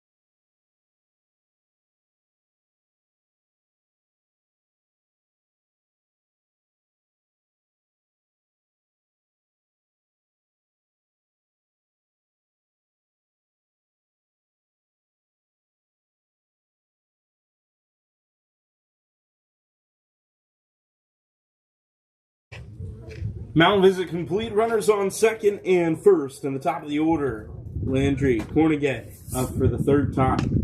Fastball low to start him off. Cornegay was the right fielder in game number 1 of the 2-game doubleheader. He has walked 3 times over the course of today's doubleheader. Does not have a hit.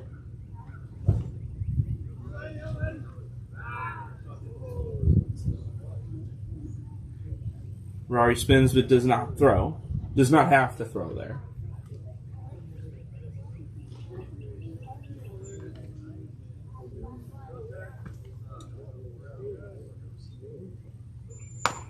That's inside it. He nearly hit a second batter in a row, but Cornegay out of the way of that one. It is 2-0.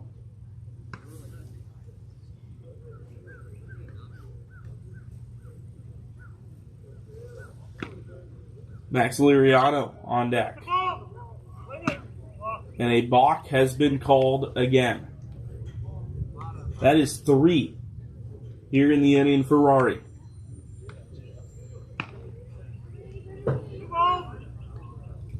Two balls and no strikes remains the count.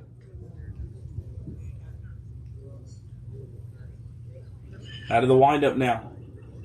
And he misses low with the fastball. 3 balls and no strikes. Curious what the leash is on Angel here in the 4th. There was talk of him potentially starting the game tomorrow. I'm not sure if that will still be the case. But he has walked Cornegay on 4 pitches, and it's the 4th time that Landry has walked in today's doubleheader. Max Liriano is up as the tying run here with 2 outs.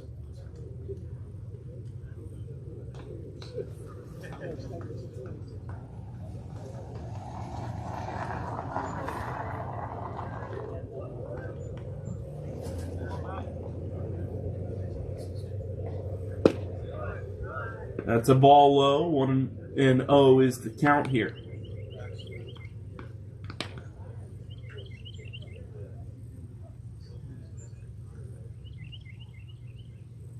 Can't quite tell if the Kingsmen have the bullpen up and at it. Some trees blocking our view down the line. 1 ball and no strikes. That's a nice pitch from Angel. 1-1. Top of the 5th for the Kingsmen. It'll be 2-3-4. It'll be Daniel, Katani, and Bernie. The Kingsmen still comfortably in front, but the tying run is up at the plate. There's a big swing and a miss from Liriano.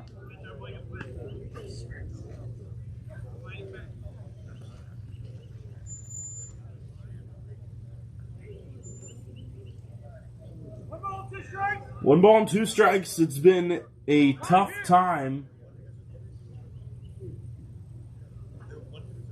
for Rari here in this inning in relief, but he's got the opportunity to get out of it here. Minimal damage thus far. Just 2 runs.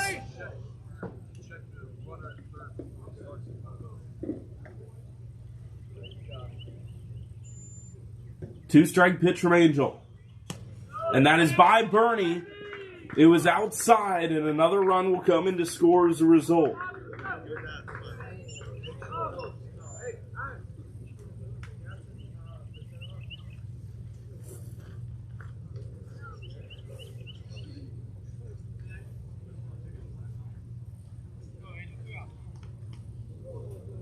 Second and third, the count is 2-2. It is 11-8 here in Goldsboro.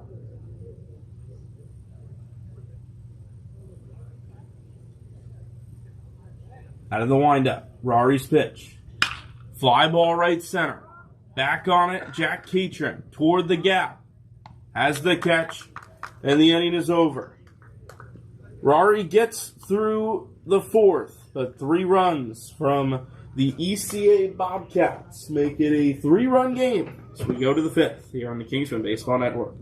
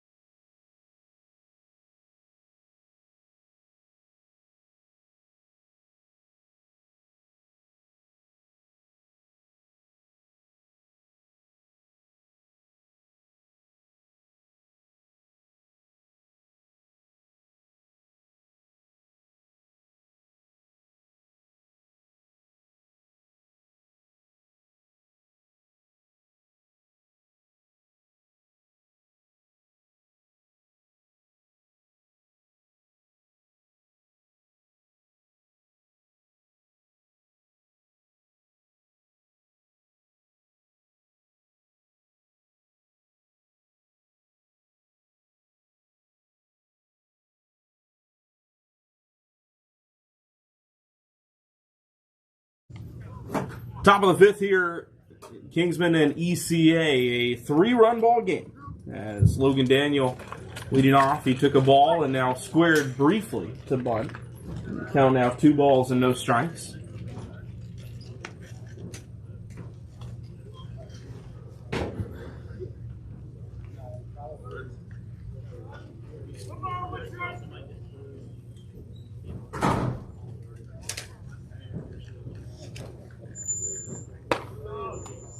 And that is a ball. Daniel, then Katani, then Bernie.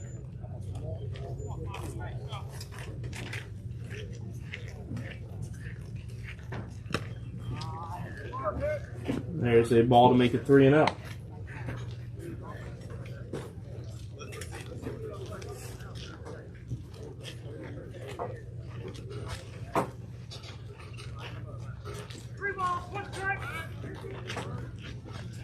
It's actually 3-1. Pardon that on the count. 3 balls and 1 strike, and the swing from Daniel makes it 3-2.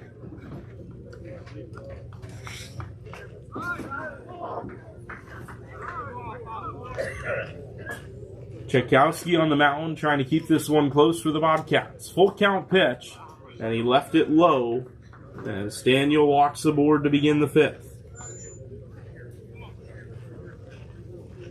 Been a good amount of free passes in this ball game for both teams.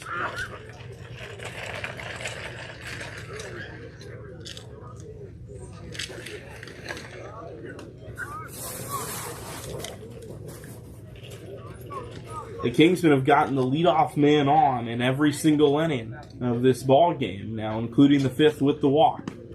Kateni takes the ball, bounced, and the runner diving into second, Logan Daniel on the wild pitch.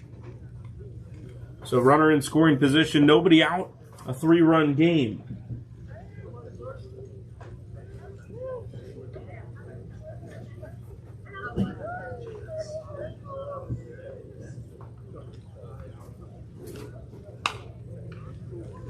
Foul ball to make it 2-1. Missed just to the left of us here. The pavilion in between the 4 fields at the complex here at ECA. Some offices.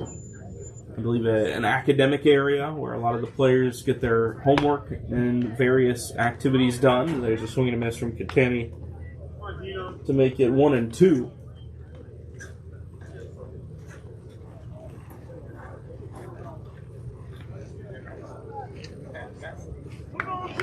Right on left matchup.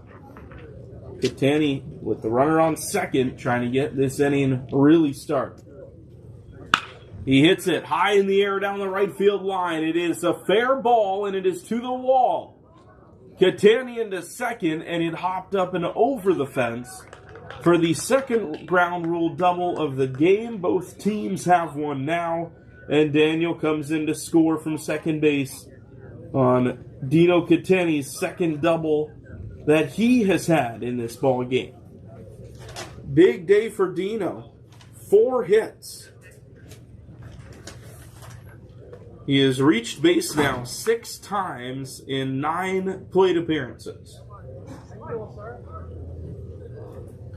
So the run there makes it 12-8. Christian Burney looked at that one just high of the zone, 1-0.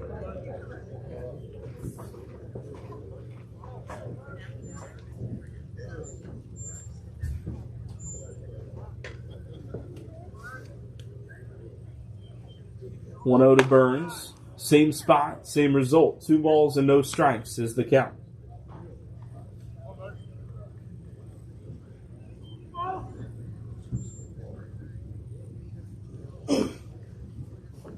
Hitters count. Christian Burney took that one in the dirt. 3 balls and no strikes. Kateni, after the double, is standing on second base, the right fielder, sending one toward his own position just a few moments ago. Brody Winant is on deck now for the Kingsmen. 3-0 to Christian Burney. He skies it up above the catcher, and it hooks over the fence and out of play. 3-1. Burney had the 3-0 green light in the top of the 5th. Riley Tchaikovsky, the 3rd pitcher of the game for the ECA Bobcats. 3-1. Burney hits another high fly ball. This one stays on the infield, but it is in fair territory, and it's caught by the shortstop for out number 1.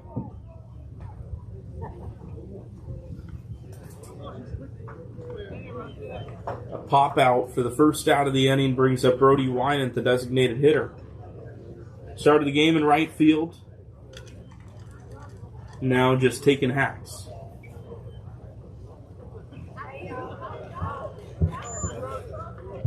(12-8) is the score. The Kingsmen grabbing 1 back in the 5th after surrendering 3 in the bottom of inning number 4. Winant takes ball 1 inside.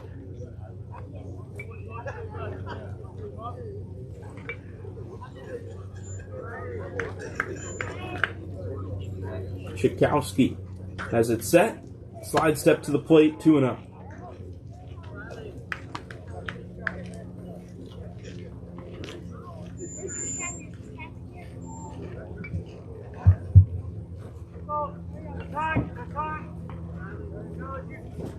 Decent sized crowd starting to form here at ECA.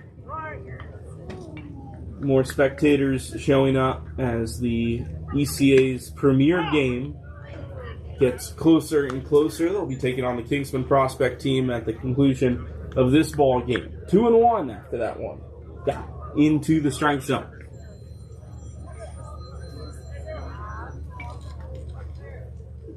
Inside, 3 balls and a strike.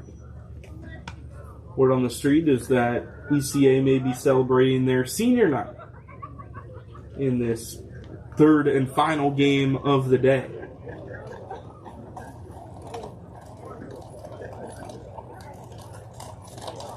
That's a ball. Hustling down to third. Kitani called safe. Stolen base and runners on the corners. Line and walks. He has reached all 4 times he's been to the plate today.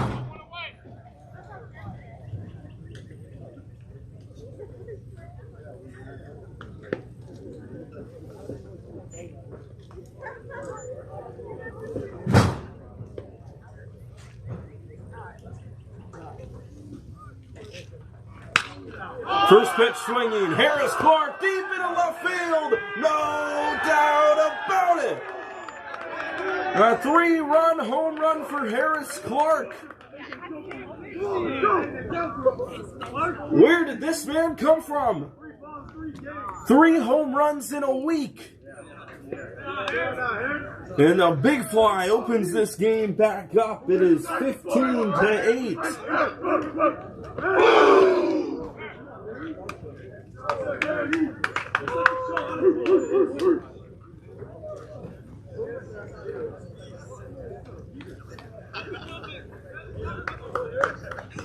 It's Clark's second home run of the day after he left the yard with his first swing of the day. And another new pitcher for ECA as a result. Chikowski is done.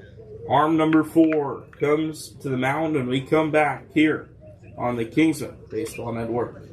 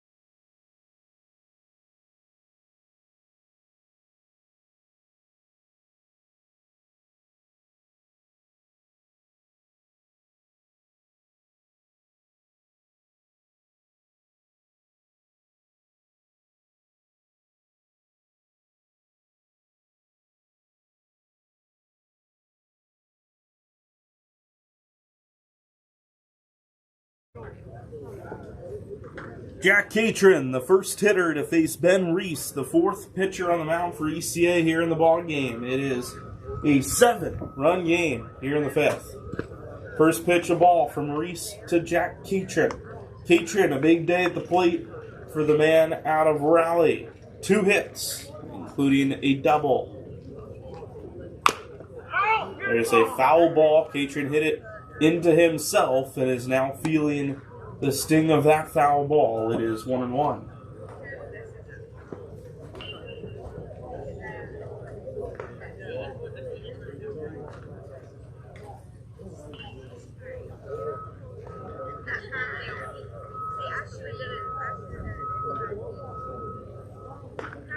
The umpire giving Catron a couple moments to collect himself. Jack appears all right to continue. So he steps back in to face the 1-1 pitch out of the windup from Reese. And he hits it off the end of the bat. Foul 1-2.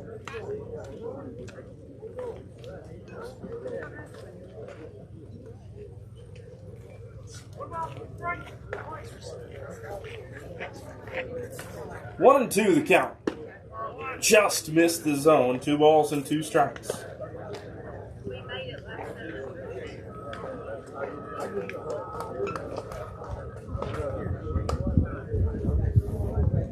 Two-two pitch, just inside, and the count is full. After Catron, it'll be De La Cruz, then Griffith, then Thomas. The bottom 4 in the order for the Kingsmen, all of whom have hits in this game.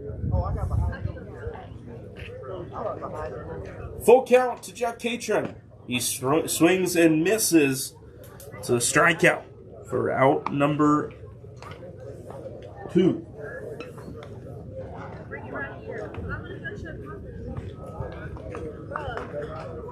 Everyone in the Kingsmen order has a hit in game number 2 of today's doubleheader.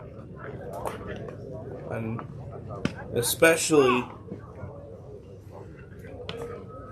entertaining day for the Kingsmen, playing in conference once more against the Bobcats.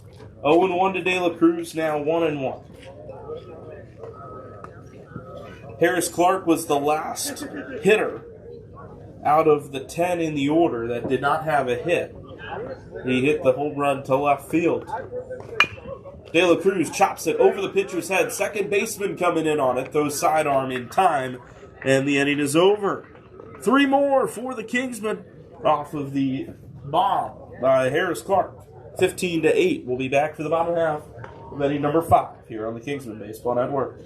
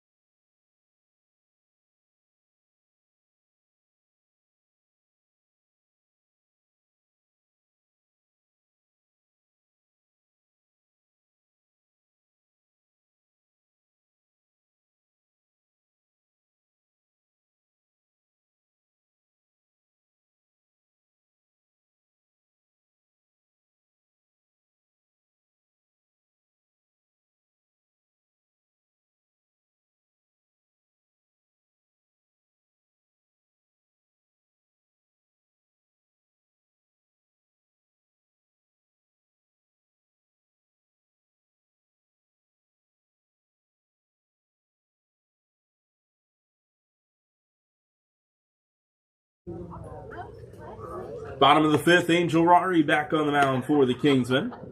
So it was a first pitch ball to start the home half to Jamison Stroud. ECA grabbed 3 runs off of Rari in the bottom of the 4th, but the Kingsmen answered back with 3 of their own.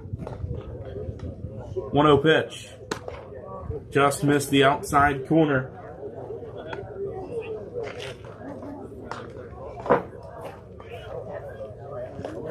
Tough day to have a long baseball game. With 3 games being played today in total, there's a strike on the outside corner. 2 hours and 15 minutes through 4.5 innings.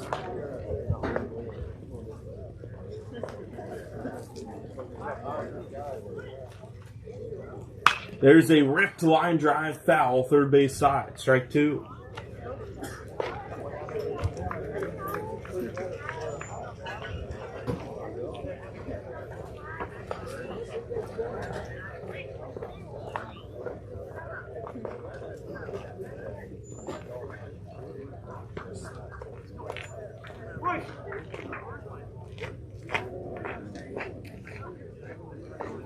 Two and two from Angel.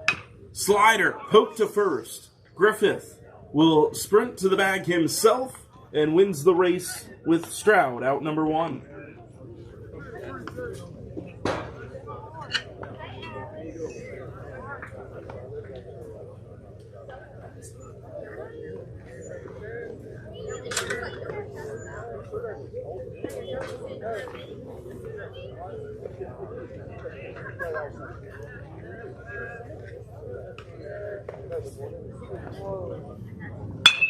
First pitch swinging out to center field. Long run for Catani, and he makes a nice catch.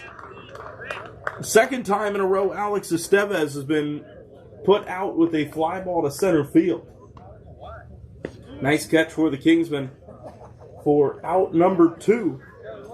And it's 2 up, 2 down. Rory has now retired 3 in a row, and here is Clark Johnson.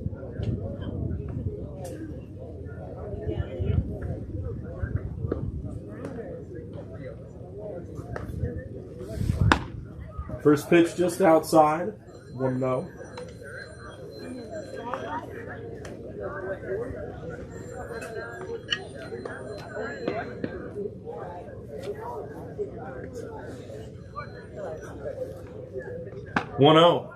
And that one at the top of the zone. Johnson with the check swing, but the ball was called a strike.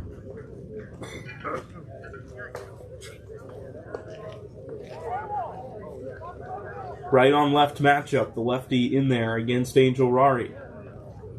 Fastball hit opposite field, left center. De La Cruz, 3 up, 3 down.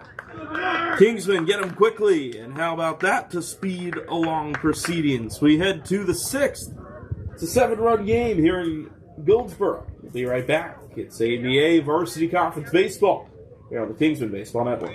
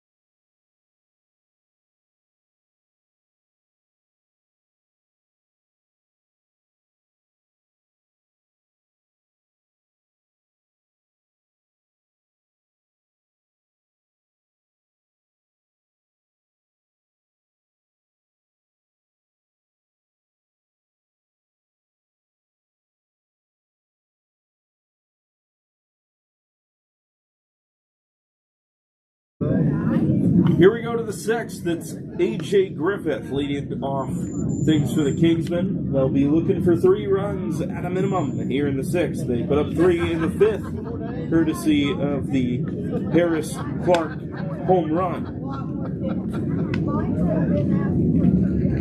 There's actually 4 total in the 5th. If you add in the Logan Daniel walk turned RBI double from Dino Catani, there's a swinging strike to make it 2 balls and 1 strike.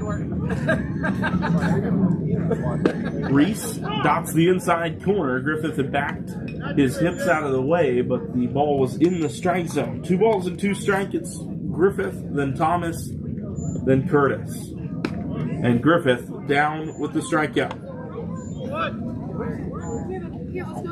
Second strikeout today for Griffith at the plate. He has reached twice, but the Kingsmen will have to look toward Eli Thomas for an injection of offense here. Eli has reached all 3 times he's been at the plate. 2 walks and a base knock. There's a ball high of the zone.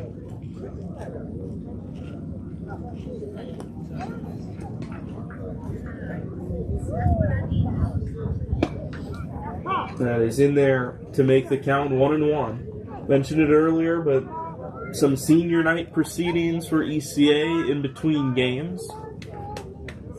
Not sure if that is going to impact the start time, as it does look like ECA is currently getting warmed up, maybe to move things along a little bit quicker.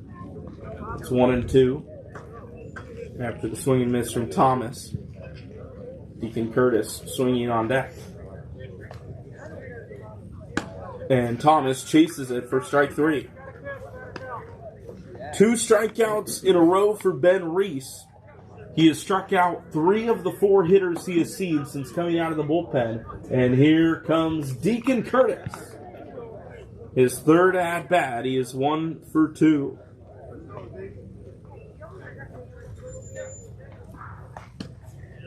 Took ball 1 low.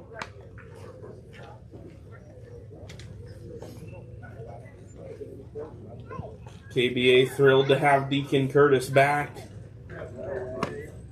There's a strike on the outside corner. Younger brother of Jack Curtis, who has also had to miss some time this spring with injury. And that is just off the outside corner.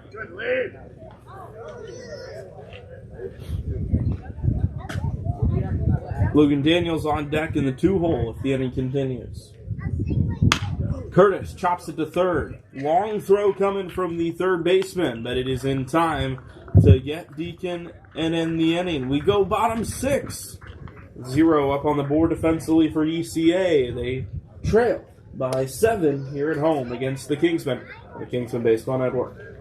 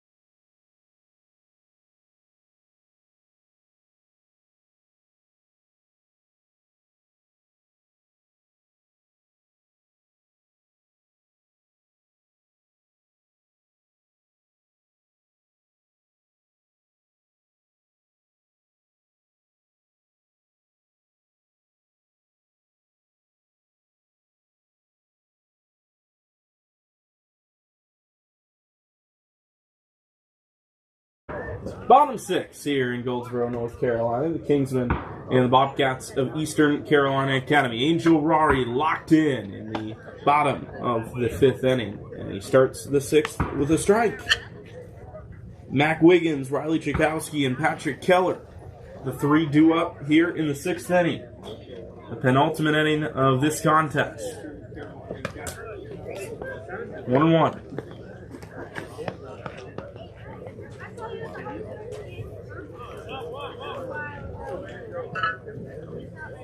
1-1 right-hander on right-hander. Rari slides to the plate, and the ball is uncorked foul by Wiggins. Wiggins has reached both times he's been at the plate in game number 2 of this doubleheader. He's reached 4 out of the 5 times he's been to the plate today overall. Trying to make it 5 of 6, but Rory is ahead of him 1 and 2. Angel dials up the slider but misses outside, and Bernie blocked it toward the Kingsman dugout. 2 and 2.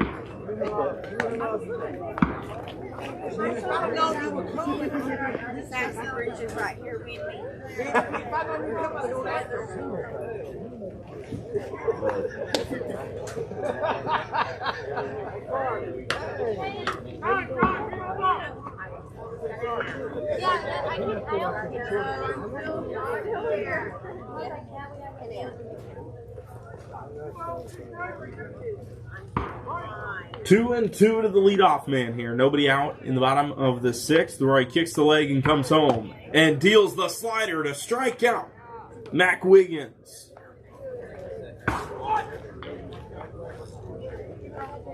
First time Wiggins has been struck out here today in the doubleheader. It's a big first out as Riley Chakowski comes to the plate next. Kingsman now 5 outs away from a big second win.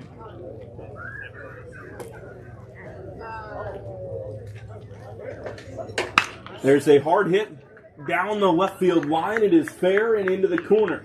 De La Cruz goes chasing. It is a double for Chakowski, who is comfortably in to second base. Here comes Patrick Keller, who left the yard with a home run his last time.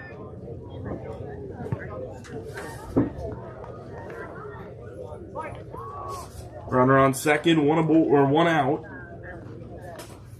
Keller a pop out, and then the line drive home run to left center. And he lashes out at another one, drives it down the line and fair. That is back-to-back hits off of the left field wall on a couple of hops. Keller slides into second with an RBI double, and ECA will not go away in this ball game. It is now 15-9. Oh.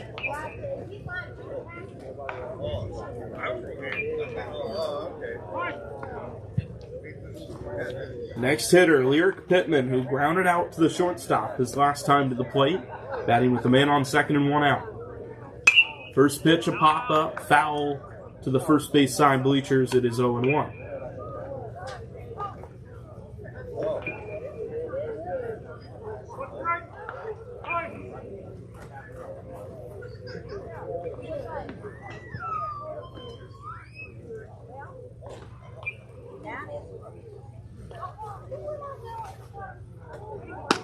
Outside corner gets the call on the edge. It is 0-2 against Pittman. A walk and a ground out here today. Kennedy is on deck with 2 hits. 6-run deficit for ECA, but they have battled back from big deficits all series. Kept things close. That's a pitch on the outside corner. Rory went right back to it and got the call once again. He struck out Pittman for his second strikeout of the inning. 2 strikeouts in his relief appearance of Nemo Barnes. Here's the 10-hole hitter Wesley Kennedy. It's been red hot for the Bobcats. Runner on second, 2 gone.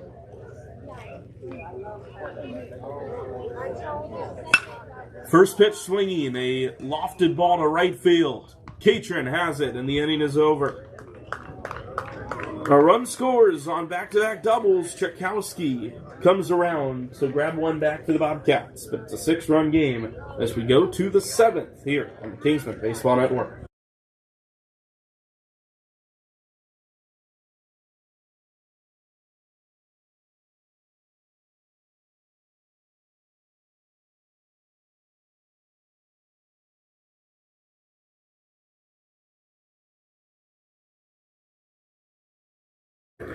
Welcome back here to Kingsmen Baseball. The game has been called after 6 innings. I would suspect mainly a time thing. Final score of 15-9. The Kingsmen able to wrap up the conference win. That's the main reason I'm surprised that the game has been called early. The conference game being called shy of the regulation 7 innings.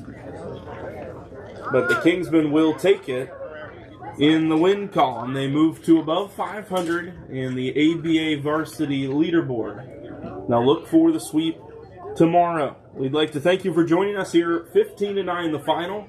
We will be back in about half an hour with the Kingsmen prospect against ECA's premier team, senior night. Should be a fun night here at the ballpark. The Kingsmen with a chance for their top team to put a spoil on ECA's top team's night of celebration. See how that ball game turns out. The Kingsmen wrapping it up at the varsity side and the prospect team ready to get things going. We'll be back in a while with our final game of the night. I'm Griffin Leonard saying so long from Goldsboro. Thanks for joining us on the Kingsmen Baseball Network.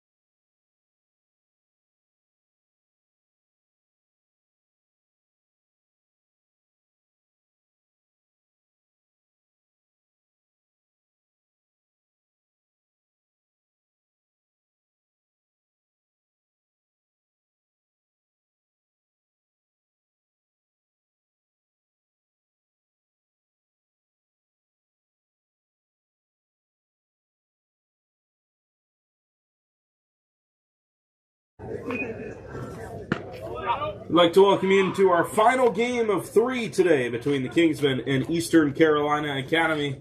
This one, the different of the 3, it's ECA's premier against the Kingsmen prospect guys. It's going to be a fun one between two teams with a lot of star power. And it's Ryan Waters leading things off. He quickly has a 3-0 count. I say quickly because Connor Radford, the Old Dominion commit, is wasting absolutely no time between pitches. And he dips in his first strike to make it 3-1. Senior day here today for Eastern Carolina Academy. And that is ball 4 just off the plate outside. Radford, one of those that was honored prior to the game. Perhaps a few more fans in attendance for ECA than you would typically see on a Tuesday night here in Goldsboro. And from the Kingsmen perspective, with the prospect team out there to face the Bobcats here tonight, you'd certainly hope that we've got a pretty good product out on the field tonight between two teams that have the ability to do so. There's Beatrice in a shallow right, and it's a base hit. Down in front of the right fielder, Jones. Waters, after the bobble, will head to third, and he's in there. First base hit of the game goes to the St. John's commit, Owen Beatrice. And Ryan Waters cycles around to put runners on the corners with nobody out for Montgomery Hart.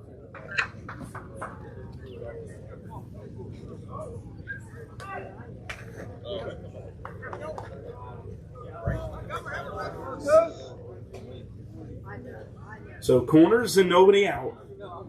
Montgomery Hart, the Kingsman shortstop, in the 3-hole with a chance to give him the early lead. First pitch from Radford, and Hart dribbles it toward first. It's a foul ball.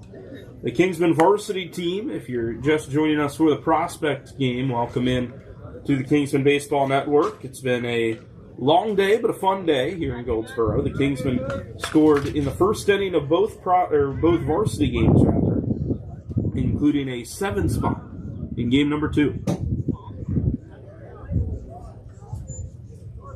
0-1 to Gummy. Outside on the fastball.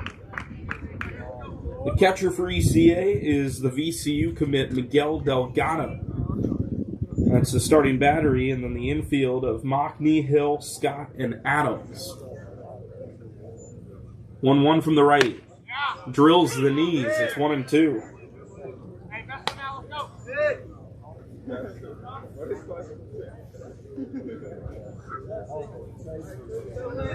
Two strikes to Montgomery Hart with Israel Classe up on deck. A couple of lefties here for Radford to deal with. He's got 2 strikes on one of them, and he has struck out one of them. Goes to the changeup, low of the zone, and Hart swings and misses for the first out of the ball game. So now pressure on Israel Classe. With runners on the corners and no one out, now there's just one. Plenty of opportunity for the runs to still score, but Radford starting to pull things in the right direction. First pitch, outside to Classe. The Kingsmen starting their ace, Noah Encherkin. The lefty will be on the mound in the bottom of the first to face the Bobcats. The question is, will he have a lead prior to stepping out there for the first time? 1-0 to Izzy. And Classe taps it to third, a chance for 2. They go around the horn for 1 and a set, or to first base for the double play. Mockney to Scott to Adams, and the 5-4-3 double play strands the runners on. The Kingsmen do not score. We head to the bottom of the first on the Kingsmen Baseball Network.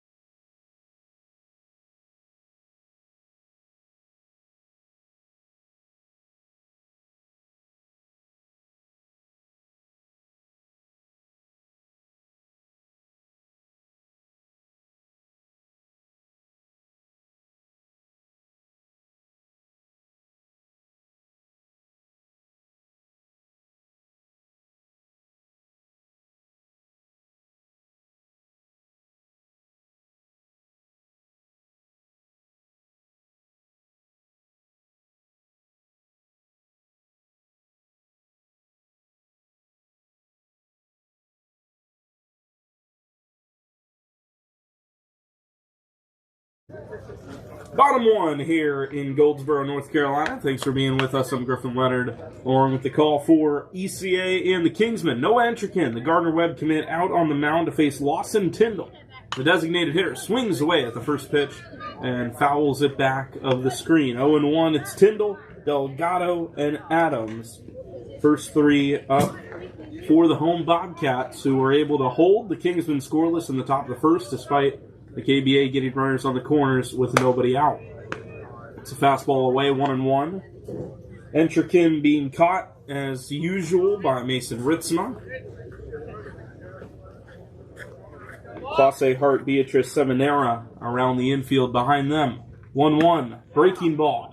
appeal down, no swing, says the base umpire down the line. It is 2-1 to Lawson Tyndall. Outfield for the Kingsmen, Hudson Entricken in left, Ryan Waters in center, Tristan Harless in right. No Caden McNeil. Did see him during the varsity doubleheader. 2-1 from the lefty. And that is high for ball 3.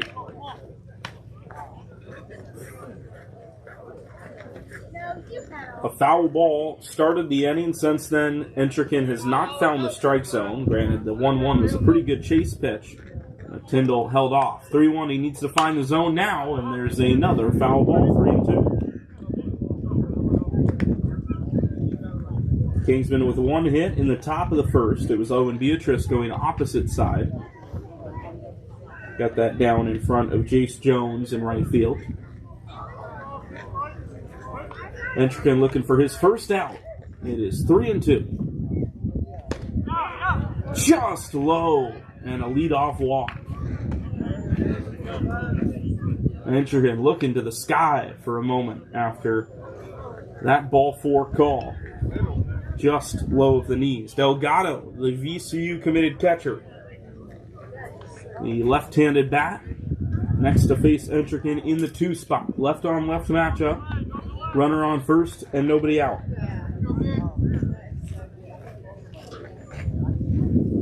Entricken's first pitch high and tight. It is 1-0.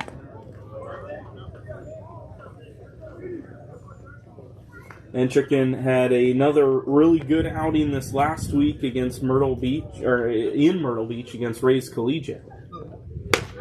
Now he's behind 2-0 to Delgado. He has missed the strike zone on 6 of his 8 pitches in the early going, unlike the left-hander. So he can locate here to Delgado. 2-0. And that finds the zone. 2 balls and a strike to the catcher. With his last appearance, Entricken got his ERA back down under 1. Pitching the lights out at the prospect level for the Kingsmen. We'll see how he stacks up against the premier hitters of ECA. Delgado not going after that 2-1 fastball, and he has himself a hitter's count.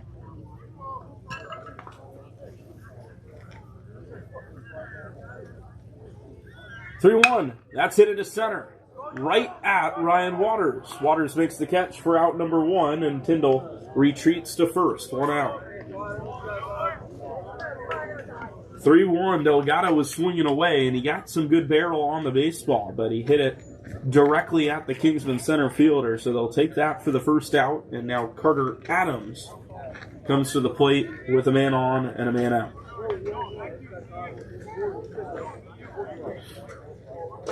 Scoreless here, bottom 1. Entricken get a float 1 to first and keep Tyndall honest. ECA got out of the first inning with a double play ball. Kingsman would love to do the same.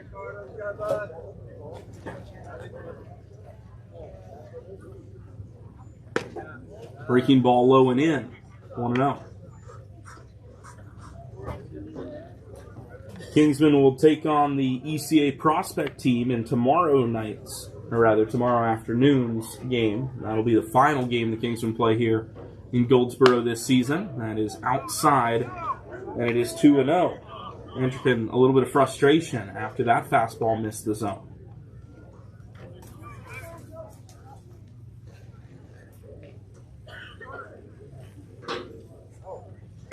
And 3-0.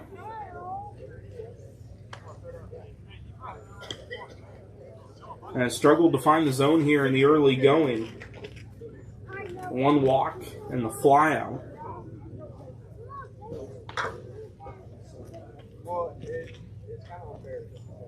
(3-0). Right down the pipe. 3 balls and a strike. Entricken this season has 3 strikeouts for every walk. He has 65 strikeouts over the course of the season. Far and away the leader on this Kingsman team. Just 21 walks on the year. 3-1. But he has 2 walks here in inning number 1. Second and first, 1 away for Jace Jones in the cleanup spot.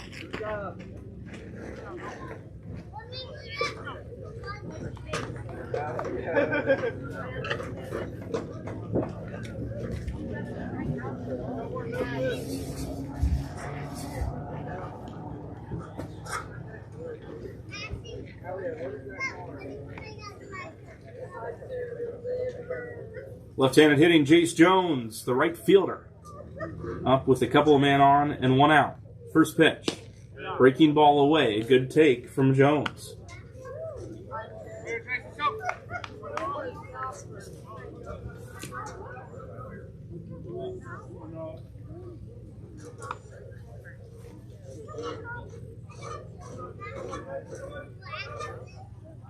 One and 0. Goes to the fastball and drills the outside corner to even the count. That curveball a pitch ago was maybe a good indicator of the change in level between the prospect and premier. We've seen a couple of check swings on those breaking balls early on in this appearance that maybe were swing and miss. A couple of appearances ago at the prospect level. Now this ball drilled into center field. Ryan Waters throws to third on a hop. Tag from Poisse. They've got him. Good heads-up play from Ryan Waters to nail down the runner going to third.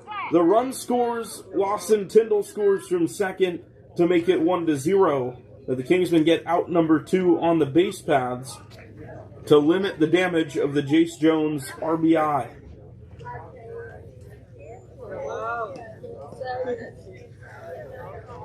Waters with a strong throw after that ball took him moving away from third base. It's 1-0. Here's Miles Ham. And Ham lifts one foul first base side. It is 0-1. So the first hit of the game for ECA scores them a run because of the prior walks. The only difference in the Kingsmen base hit and the ECA base hit was that the Kingsmen only had one walk prior. Ritzma will not bother with the throw. That was a good one in there from Entrican to go ahead 0-2. Both teams with one hit apiece. ECA with a run to show for it. They have another runner now in scoring position, but Miles Ham is behind in the count. Entrican, after his defense picked him up for out number 2, looking to wrap up the inning. Fastball high, no swing, and it is 1-2. In the second for the Kingsmen on the hitting side, it'll be Entrican, that's Hudson Entrican in the 5-hole. Then Mason Ritzma and Anthony Seminara. 5, 6, 7 due up for the Kingsmen after they brought 4 hitters to the plate in the first. 1-2. Breaking ball. Got him! Hooked it in there, and that does it for the first inning. ECA strikes first. We head to the second. Kingsmen looking to respond. When we come back, it's Prospect Baseball here on the Kingsmen Baseball Network.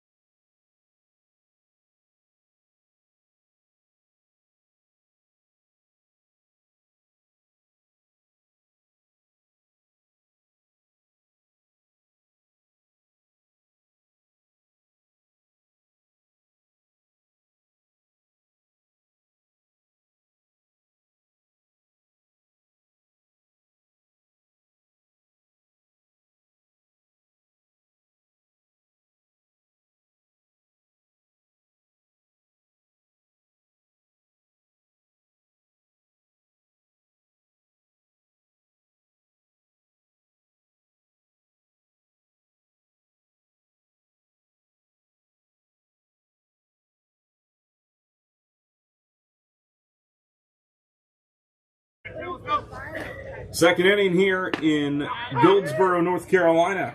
It is the Kingsmen and the Bobcats of ECA. Hudson Entrican got started with a strike. Back on the mound, Connor Radford. He is quickly ahead 0-2. Different start to the second after Ryan Waters quickly saw 3 balls and was able to draw the walk. Entrican having a fight. Here's the 0-2. And he strikes out on 3 pitches. Excellent location by Connor Radford. That's strikeout number 2 for the Old Dominion commit. Here is Mason Ritzma with one away.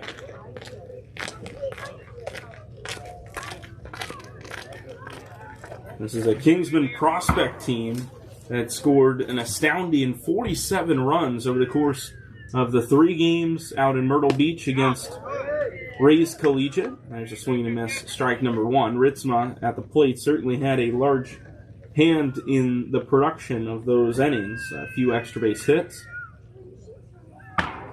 That's just outside 1-1.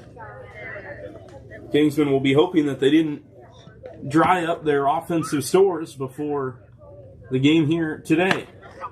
That's on the inside corner. Radford goes outside to inside, and he gets the call that time to make it 1-2. Seminara on deck as Radford tries to get his 4th in a row. Inside corner, back-to-back looking strikeouts for Connor Radford. He's got 3 in total by way of the K. So here's Seminara. The second inning. Quick and easy so far for the right-hander Radford.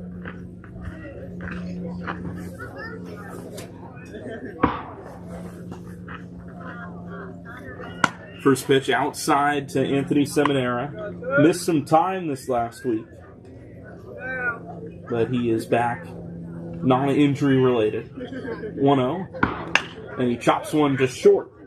Hill up with it off of 1 foot in time, and it is 3 up and 3 down here in the second inning. Kingsmen do not score. We head to the bottom of the second inning. It is 1-0. The home side leads. Entrican trying to keep it at 1-0 when we come back on the Kingsmen Baseball Network.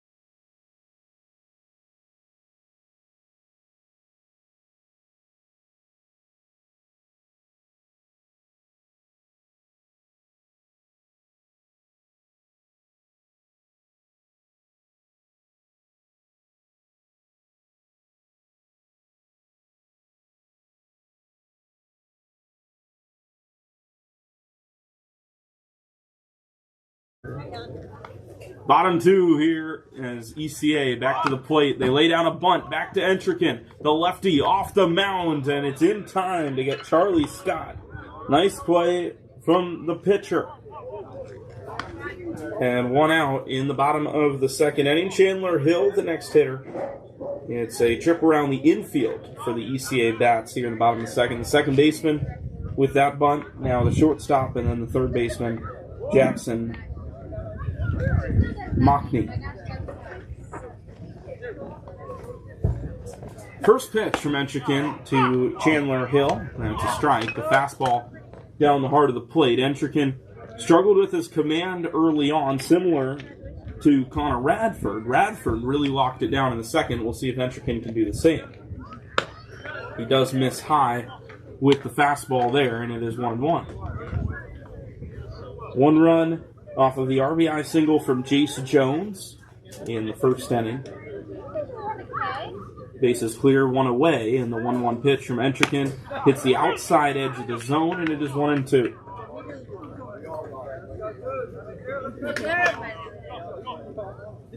I would suspect that we're in line for a lower scoring game than game 2 of the Varsity series, the 1-2 high for ball 2. That game finished by a score of 15-9. The Kingsmen started it off with a 7 spot in the top of the first, but ECA fought back. Kingsmen able to grab a couple more and push it out of reach. 2-2, struck him out. Went back into the zone, and Hill could not catch up to it.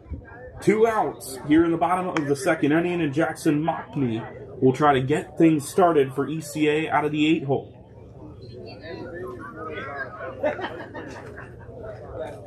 Entrican has retired 3 in a row since giving up the base hit to Jace Jones. First pitch taking the strike to Mockney. The Kingsmen are set to bring the 8-hole hitter to the plate to start the third. It'll be Harless, Bose, and then the top of the order for Ryan Waters. 0-1. The lefty starting to find his rhythm.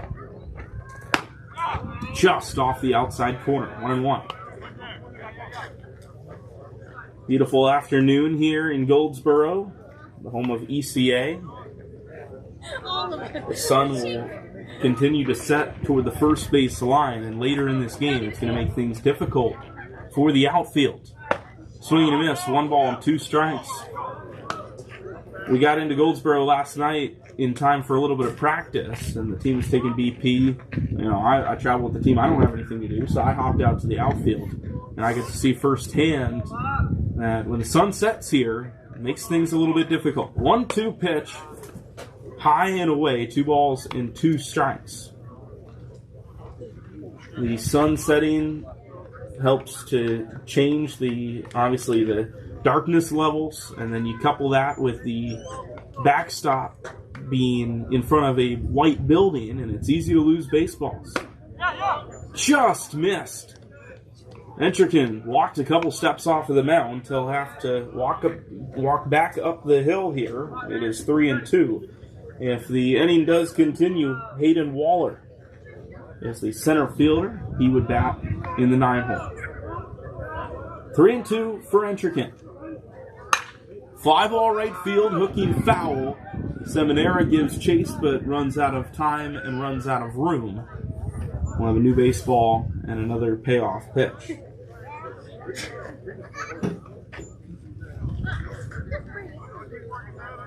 These two teams have combined to retire 6 hitters in a row, 4 of which have come with the strikeout. Entrican has 2 strikes on Jackson Mockney, but Mockney making the lefty work. Here's the 3-2. And he could not spin the curveball into the zone. It's a walk with 2 away. 3rd walk of the game for Entrican, and here comes Hayden Waller.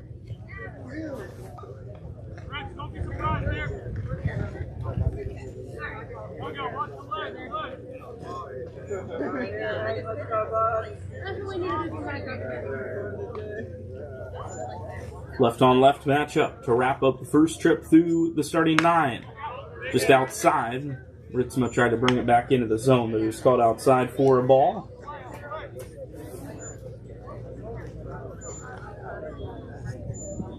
Infield back with 2 away. And 2 balls and no strikes. Bobcats chomping at the bit to get the top of the order back around here in the second. Tyndall walked and scored in the first. 2-0 hits the lower outside corner to bring it to 2-1. This will be pitch number 40 for Noah Entrican through an inning and 2/3. 2-1, excuse me. And that rides inside. 3 balls and a strike.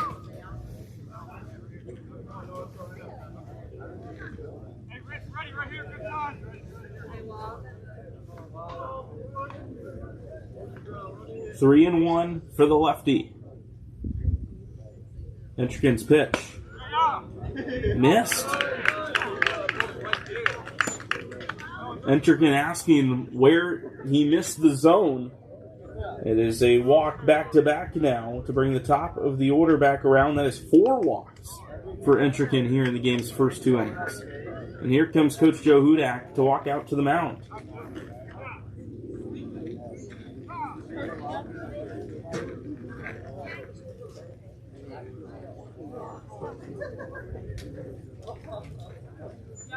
Compared to the varsity team, at least, the Kingsmen prospect team does not play that many non-conference games. A lot more teams at the prospect level in the ABA.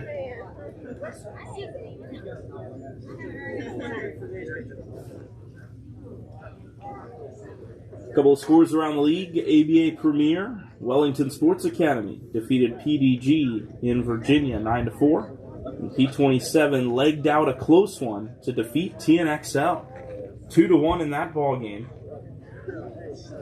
TNXL grabbed a run in the top of the 7th to make it a 1-run game, but could not tie the ball game. P27, despite just 3 hits, found a way to beat the Ducks.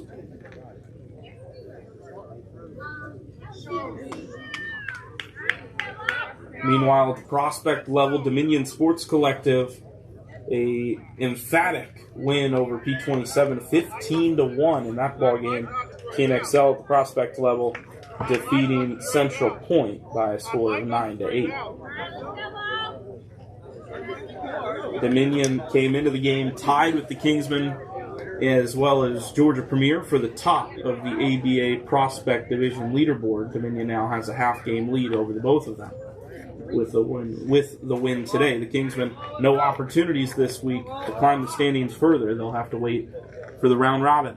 Second and first, 2 outs for Lawson Tyndall, and a first pitch foul ball, deja vu from the way the bottom of the first started. Entrekin will try to make sure that that's all the deja vu we get for this at bat, because the next 3 pitches were off the plate.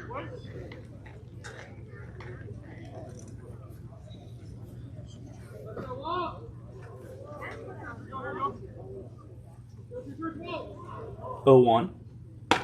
And it's in there. Strike 2. Tyndall started to get the bat around. Didn't quite complete the swing, but the pitch was in there for a strike. Carlos Bozen Waters to hit in the 3rd. And Entrekin trying to get us there. With the score just 1-0. 0-2 to Tyndall. Line drive into center. A base hit. Runners had a head start. And that means that the run will score with ease. Lockney comes around to score. An 0-2 2-out single for Lawson Tyndall makes it 2-0 here in the second inning.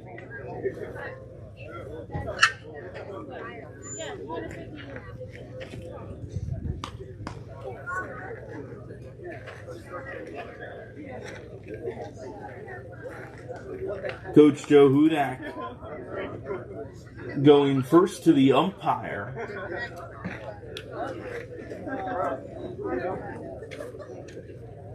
And now pointing out toward the outfield as he walks to take the ball from Noah Entrekin. Tristan Harless is going to come out of right field here in the second inning, as Entrekin's day is done at an inning and 2/3. We'll step aside and be back here on the Kingsmen Baseball Network.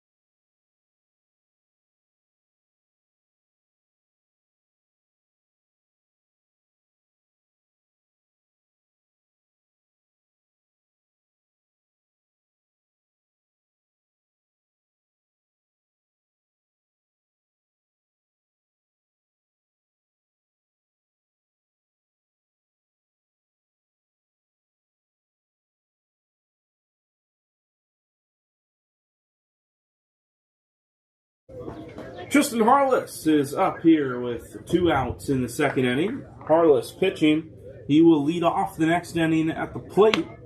And at first, he'll dot in a fastball to the inside corner on Miguel Delgado, who flew out to center his first time to the plate. The Kingsmen making the move after Noah Entreckin through an inning and 2/3. Harless now ahead at 0-2.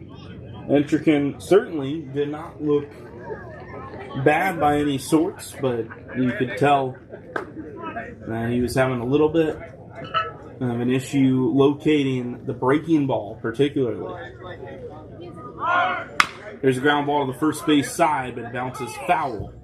Seminara tapped the bag just in case, but no shot to get the out. So you hope that Entreckin is fine without too much of a worry.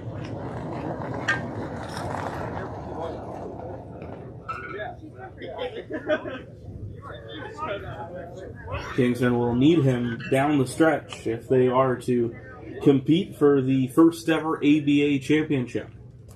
0-2, hit high into the air, but playable. Sprinting in on it, Hudson Entreckin, but it's Owen Beatrice out there to make arguably a tougher catch, but the catch is made nonetheless. 1 run in the inning. We go to the third here on the Kingsmen Baseball Network.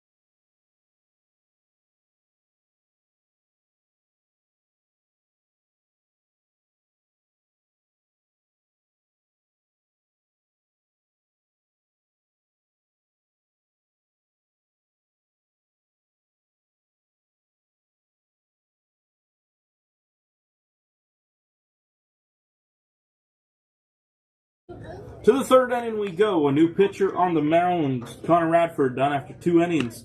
And it is the Flodar commit, Josh Parnell, that is on the mound now for the ECA Bobcats.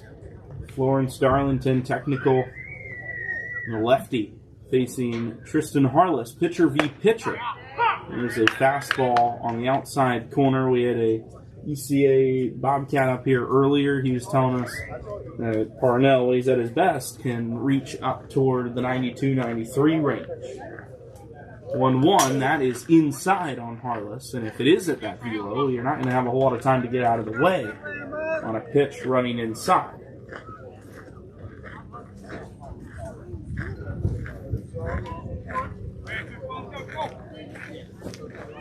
Two balls and a strike to the leadoff man here in the third. Kingsman down 2. Harless the other way, but too much the other way. It goes foul. Nearly had an opposite field double. Instead, he is down to one more strike. It is 2-2. Ashton Bowes on deck, and then it'll be the top of the order for the Kingsmen, who have had a hit but have not scored. There's a strikeout. Beautiful off-speed pitch. The first one we've seen from Parnell. He was keeping it in his back pocket for 2 strikes for a reason. Dancing away from the left-handed hitter. There's one gone. The Kingsmen, the first time through the order, and granted they still have one more hitter, have struck out 4 times.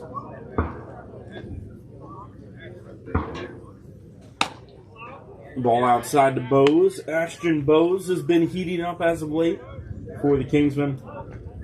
He's been getting at bats on the prospect side as well as the varsity side for some of their non-conference games. He's ahead 2-0 here. Ashton Bowes for the prospect team is hitting .304.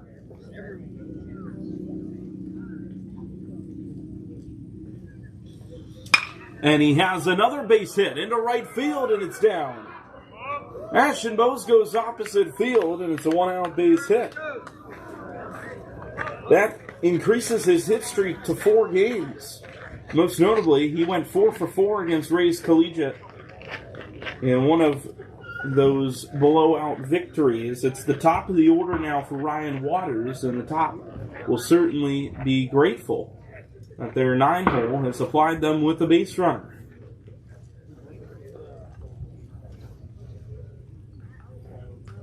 Waters lets the first pitch go. It's 1-0. Ryan Waters, his last time to the plate, it was his 100th plate appearance of the spring. Fun fact for you. His 100th was a walk. We'll see what his 101st is. He takes a strike.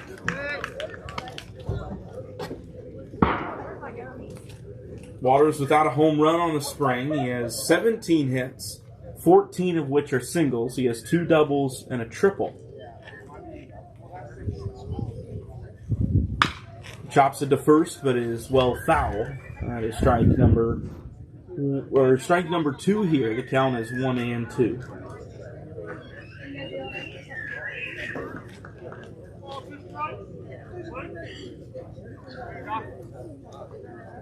One and two with Bowes on first base. Parnell's pitch. That breaking ball away. That has got a ton of movement. Probably call that a sweeper more than it is a slider or a curveball. But especially deadly to left-handed hitters. See if he gives it to Waters again. 2-2. Goes to the fastball. Missed inside. That combination is especially difficult. You have the breaking ball running away. So you're waiting for that late break. By the time you realize it's a fastball in on your hands, there's no time. 3-2 though now. And Parnell loses it. It's a walk. Ryan Waters walks for his 100th and walks for his 101st plate appearance of the spring. Those are walks number 26 and 27. Came into today's game tied with Montgomery Hart for the team lead in the walk category, and now has himself 2 in front of the Ohio native that's on deck. Second and first, 1 out for the Kingsmen. Parnell to Beatrice, ball 1.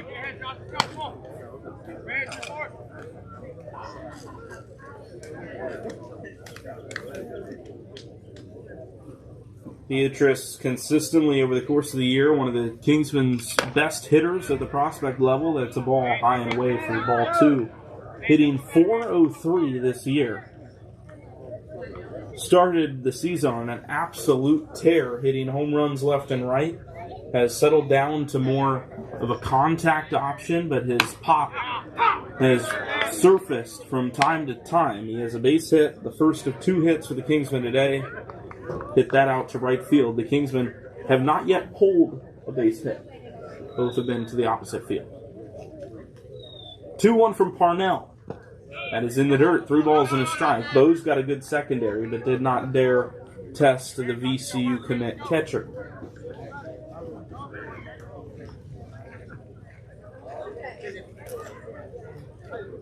I think it's fair to say Beatrice is the team's average leader now. Jack Curtis on the score sheet with a higher average, but has missed about half the games now this season. Wouldn't necessarily be a qualified hitter in that category.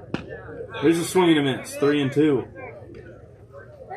And the Kingsmen still holding out hope that they can get Jack Curtis back before the end of this season. Had surgery close to a month ago now. They knew coming into the year that he was not going to pitch. Not this spring, at least. But his bat has been sorely missed in the latter stages of this season. 3-2. Got him on the outside corner. Beatrice down looking. That's a strikeout for Parnell, his second of the inning. Montgomery Hart, who struck out his first time, has himself a big opportunity to hit with runners on second and first and 2 away. First pitch, and he went after the breaking ball, 0-1.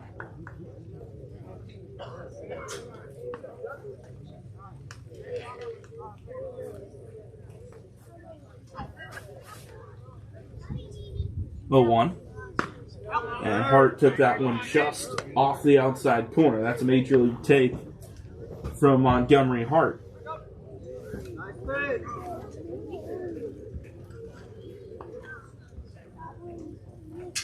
Hart sees the fastball, but lets it go inner third, and it is strike number 2.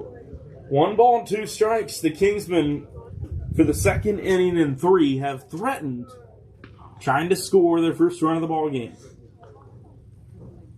That's away. Bottom of the third, we'll see Carter Adams, Jace Jones, and Miles Ham hit 3, 4, 5 for the Bobcats. 2-2 to Montgomery Hart. Parnell kicks the leg, comes home, and hits the outside corner. Hart is down looking. It's his second strikeout. Parnell with 3 strikeouts in his inning in relief will be back for the bottom of the third. It remains 2-0 here on the Kingsmen Baseball Network.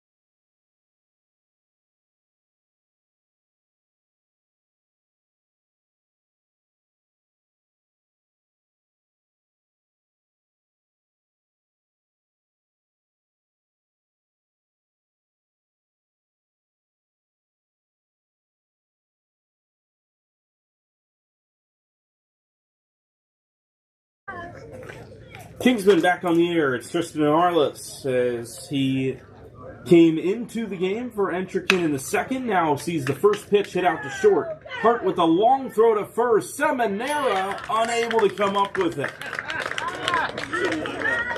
Leadoff man on Carter Adams.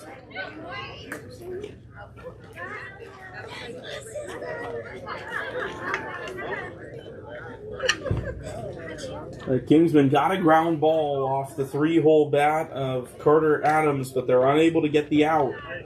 And now Chase Jones, who has the RBI single, gave ECA the lead that they have not since given up, is at the plate, and he takes strike one.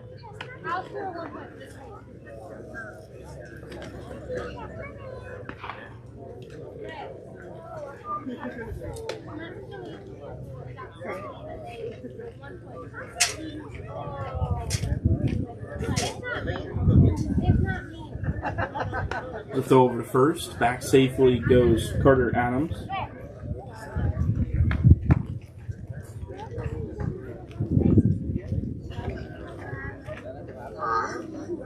Good to see you. I'll see you at Coach graduation. That's probably the next time I see you. It'll probably be the last time I see you. Because then they're going to be off yelling in college, and I ain't got time for all that. You can come to my graduation party. I'll see you at my graduation. Oh, yeah, you can be at my wedding.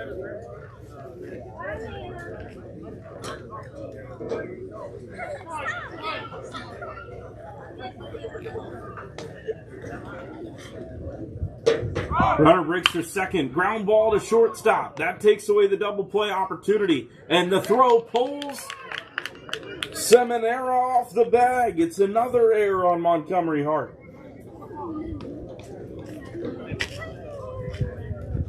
That one looked a little bit more routine. Hart needs to have that throw on the money. Back-to-back errors put runners on second and first. Miles Ham struck out his first time against Noah Entrekin.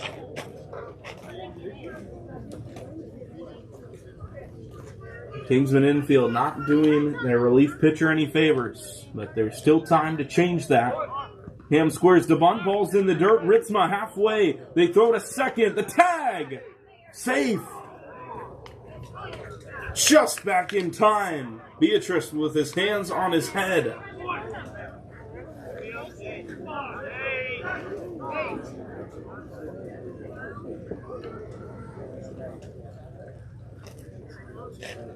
Coach Hudak on his way out to talk to the base umpire about that call. The runner had tried to advance on the dirt ball, was halfway to third, decided to go back to second rather than try to advance to third base to make that throw longer for Ritzema.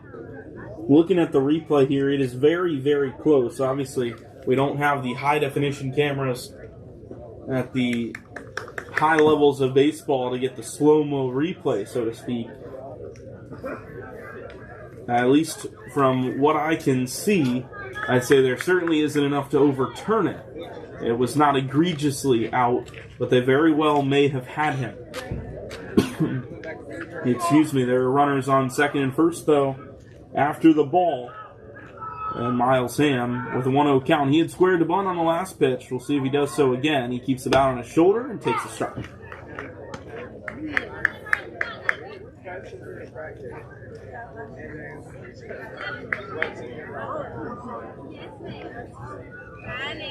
The two teams are even in the hits category today.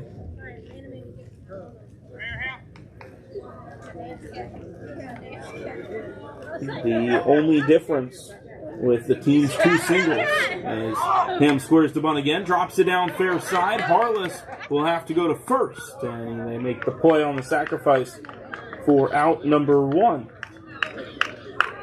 The only difference between each team's two singles is that the Kingsmen's did not come with any runners in scoring position. Both singles for ECA, they had a runner on second base, and the runner came around to score on those base hits. Speaking of runners in scoring position, here is Charlie Scott with runners on second and third, and one out. 2-0 ball game here in Goldsboro. There's a ground ball chopping over the ECA dugout. It is 0-1. Tomorrow we will have 2 games for you here on the Kingsmen Baseball Network. 11 a.m. start time, just like we saw today. I will. Love y'all. Bye. Bye. 0-1. Slider inside, 1 ball and 1 strike.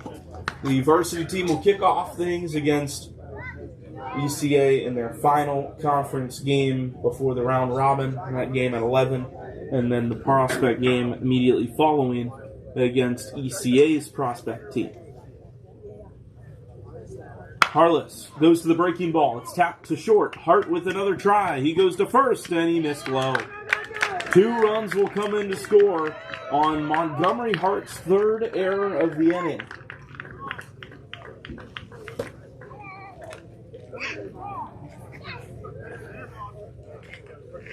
Two low throws and one that took the first baseman off the bag up the line. And this time, with the ball getting by Seminara, Scott advances to second.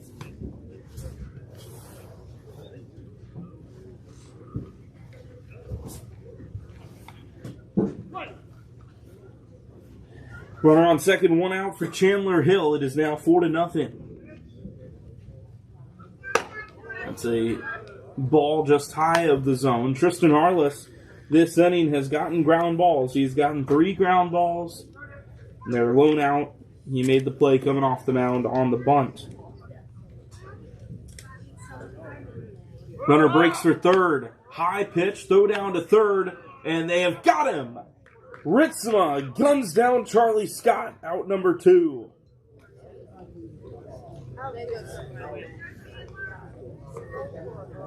Mason Ritzma had to make things quick and tidy because of the breaking ball thrown by Harless. But it got him up in the slot to make a nice play. And here goes Hart, throwing to first. And it is in time to get Chandler Hill. Hart finds the secret sauce. We head to the 4th inning. It is 4-0 here on the Kingsmen Baseball Network.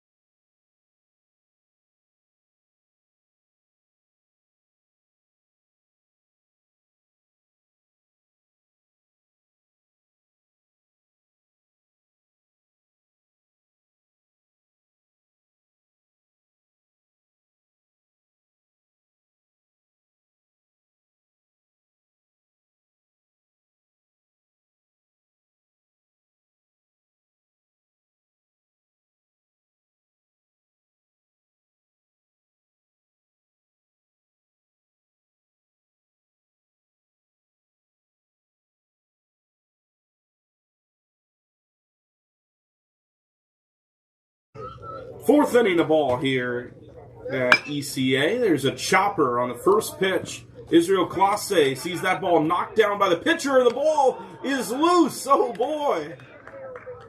Classe, who got a late break out of the box, may have been the beneficiary of that. That ball was chopped toward the foul line, and Parnell tried to apply the tag, and the ball went flying.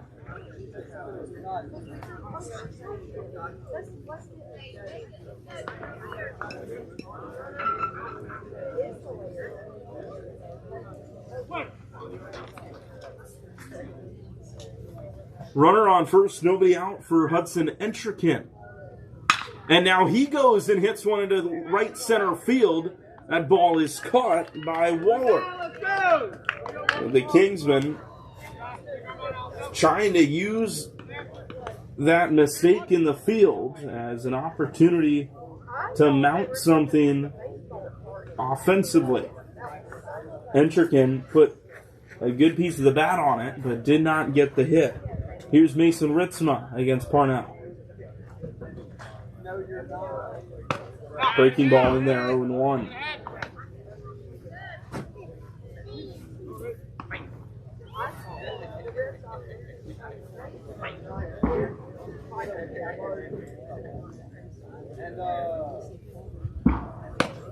Inside, 1 ball, 1 strike.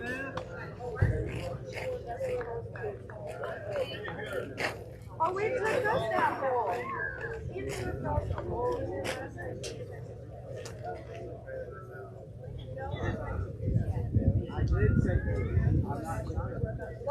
Left on left matchup. That ball whizzed high. It is 2-1. Kingsmen playing against the best that ECA has to offer.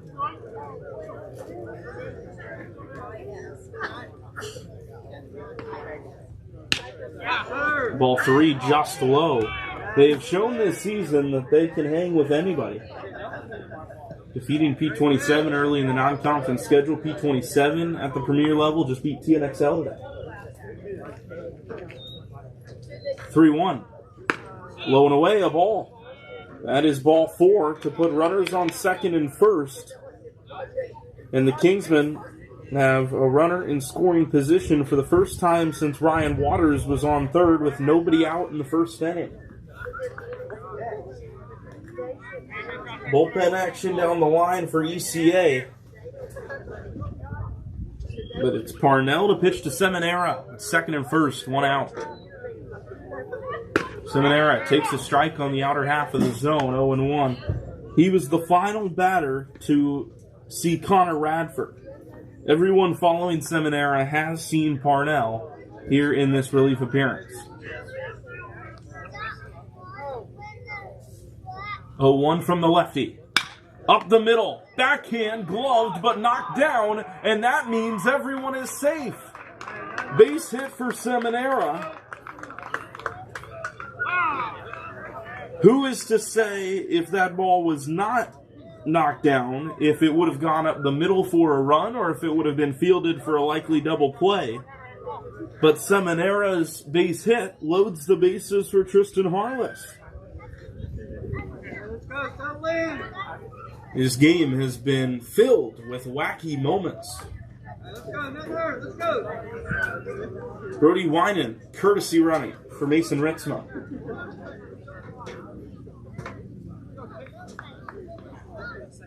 Unable to run with their normal courtesy runner, Dino Catani, because he is in the field.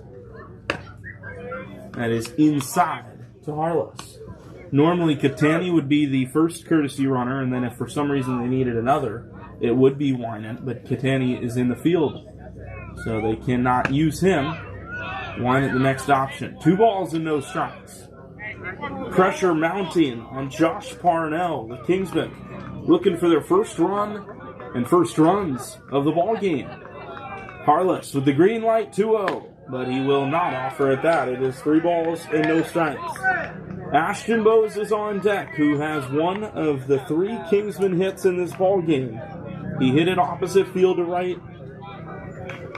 The only hit on Parnell before Seminara. And now Harless has walked on 4 pitches to bring the first run in for the Kingsmen.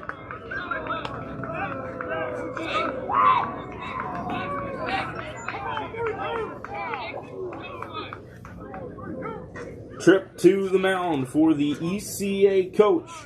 4-1 here in the ball game. The Kingsmen here in the 4th have seen 4 of their 5 hitters reach base. Parnell not immediately having the ball taken out of his hands, so it looks like he will stay in to face Ashton Bowes, who got the better of him his first time.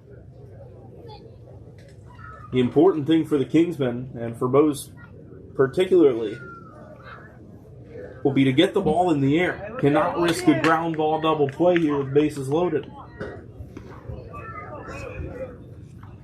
Scored their first run in this ball game against ECA.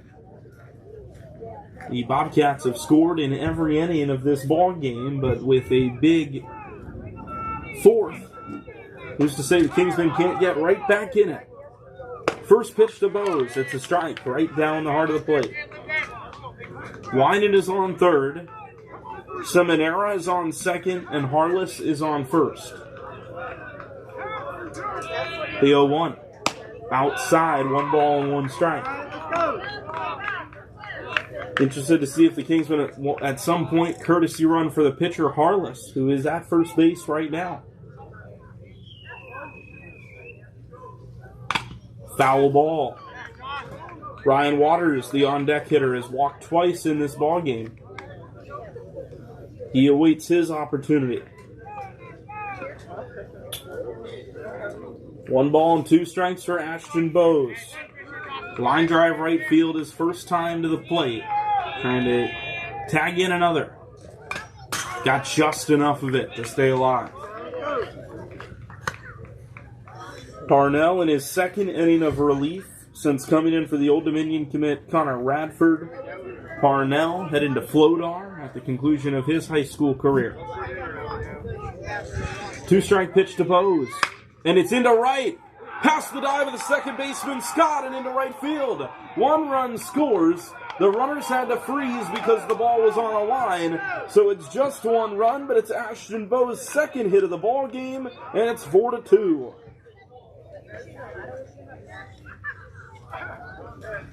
Not too shabby.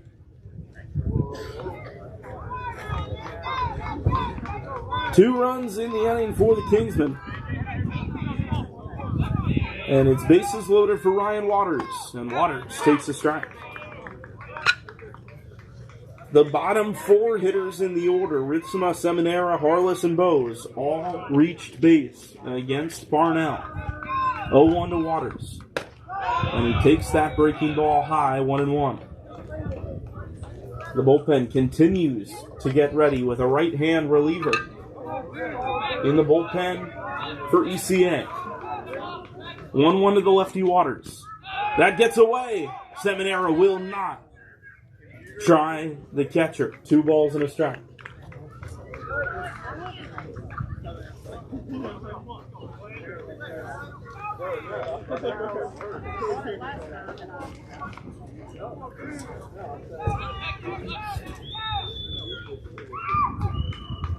Two one, and that's away. Seminara is going to come to the plate, to the dive, throw home, and the pitcher and the runner collide. Seminara touches the plate again to be sure. It's a wild pitch to make it 4-3.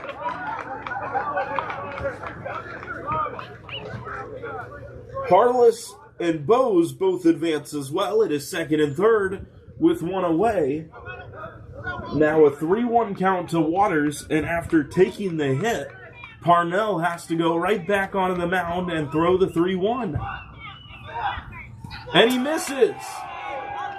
They will not try to score the tying run here. Instead, they will leave it up to Owen Beatrice in the 2 spot as Ryan Waters walks for the 3rd time in a row. This is the Kingsmen offense that we have seen over the last couple of weeks. The varsity team got in on the fun today. Scored 15 runs in game 2. Scored a total of 24 runs today in their doubleheader. That is it for Josh Parnell. ECA will turn to another arm to try to get them out of this 4th with the lead. We'll be right back on the Kingsmen base.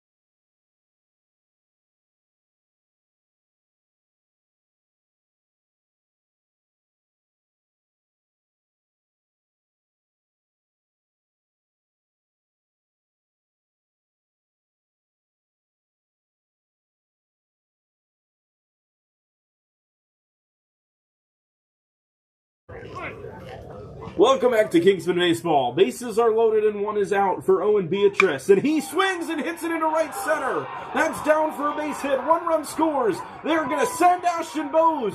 The throw goes to third. And he is safe. Owen Beatrice with a 2-run single to give the Kingsmen their first lead of the game. And they lead ECA 5-4 here in Goldsboro. Harless and Bowes both score. Waters hustled to third and drew the throw away from the plate. And here is Montgomery Hart with 1 out. Breaking ball in there, a strike. Cooper Redfern, the 3rd pitcher of the day for ECA. And the senior night crowd in a stunned state of silence. Now 0-2 to Gummy.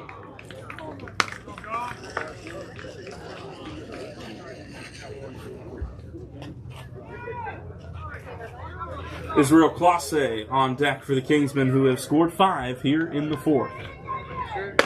Hart takes ball 1. Beatrice on the move. And there was no throw.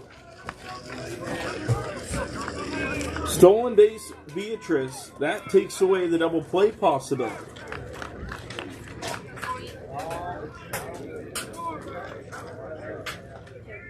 And Hart now takes ball 2. 2 balls and 2 strikes. Infield is in for ECA, trying to limit any more damage to a productive 4th inning for the Kingsmen. 2-2 from Redfern. And he gets Hart swinging. Montgomery Hart has struck out 3 times in this ballgame. 2 outs in the 4th, and Israel Classe, who started this inning at the plate, is set to hit momentarily. I don't think I've ever seen this before. If you've played baseball or at least been around the game enough, you'd know that a lot of times the bats will have a weight that you can slide on to hit with in the on-deck circle to try to increase bat speed by the time you get to the plate. Classe was using one of those, and it would not come off his bat. So he's using a different bat now with 2 outs. Takes ball 1. He is 0 for 2, grounded out into a double play, and reached on an error that began this whirlwind of a 4th inning. And he swings through that one. Foul tip. It is 1-1.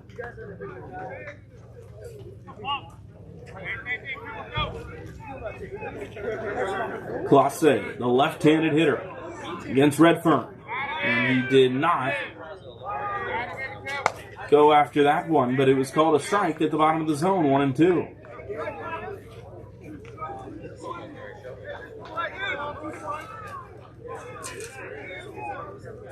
One and two, the pitch. Classe rips it, foul, first base side. Bottom of the 4th, it will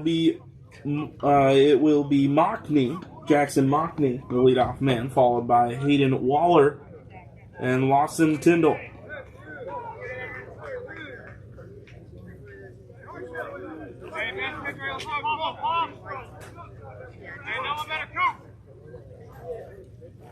Two-strike pitch behind Classe. They're going to send the runner. Here comes Waters. The tag. Not in time. Just in ahead of the tag. Redfern dove into home plate to try to stop Waters, who is doing the same. The umpire calls him safe, and it's 6-4.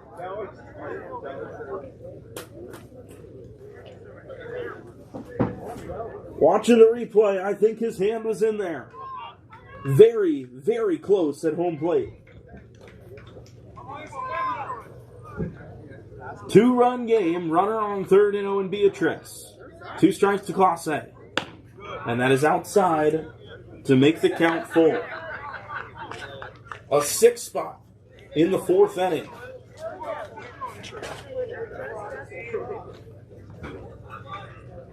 Three-two. And it is ball 4.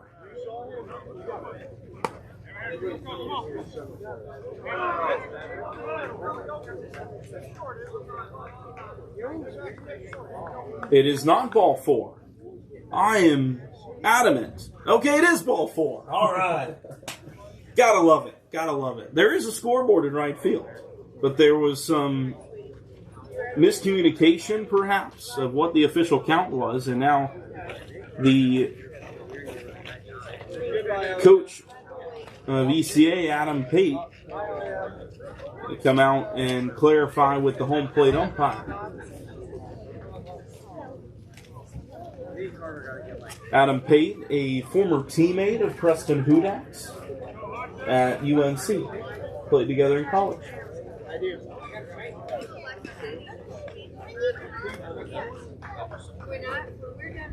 Two of them came together pregame before the first of the 3 games today. Got a few moments to catch up. Cool moment.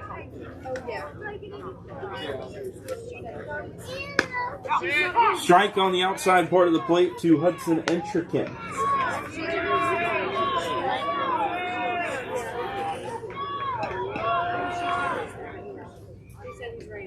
Corners with 2 outs. The Kingsmen have taken their first lead of the ball game, and Entrikin backs out of the way of that breaking ball, which dipped in and caught a pretty good amount of the plate. It is 0-2.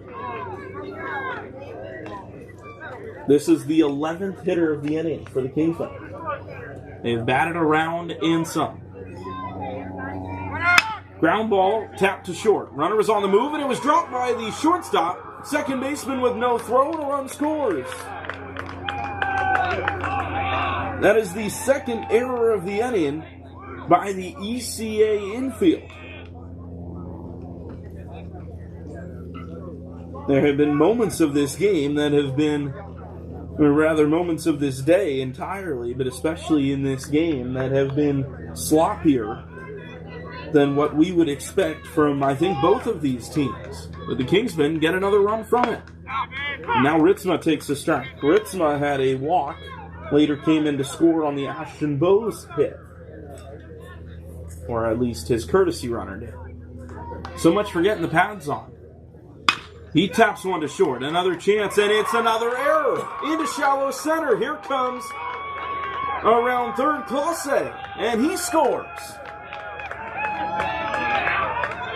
Back-to-back errors on the shortstop Hill. Chandler Hill boots it.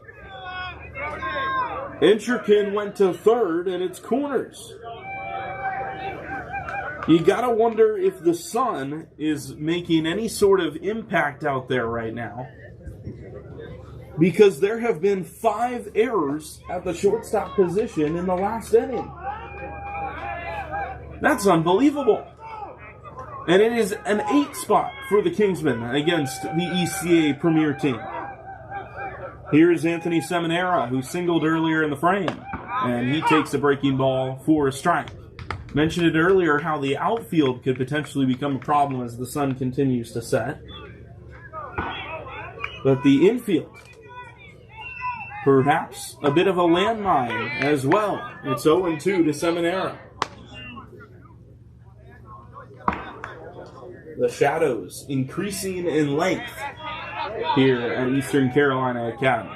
0-2 with 2 away. Seminara wears it. Inning continues. Bases are loaded for Tristan Harless.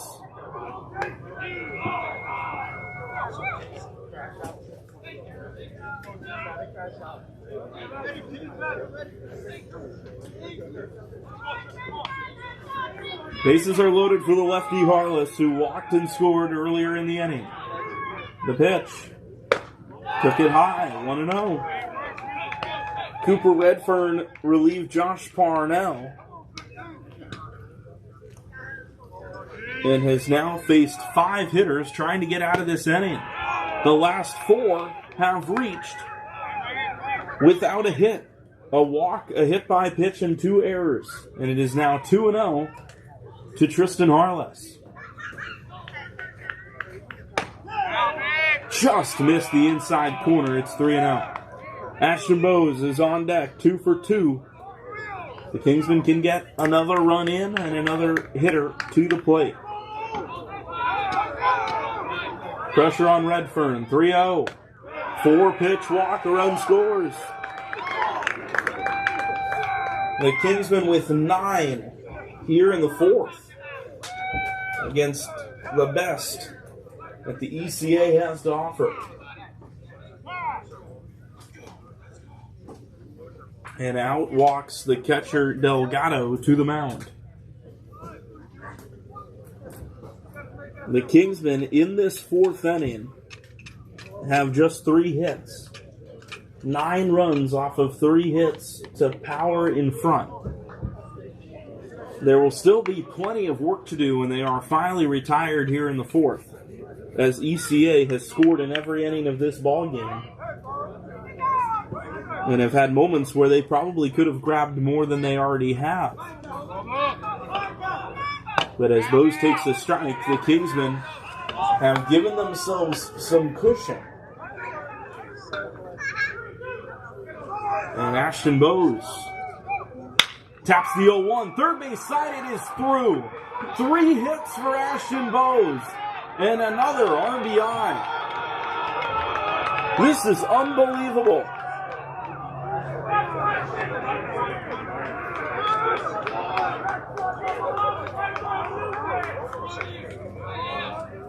Let's go, Ryan. Let's go, Ryan.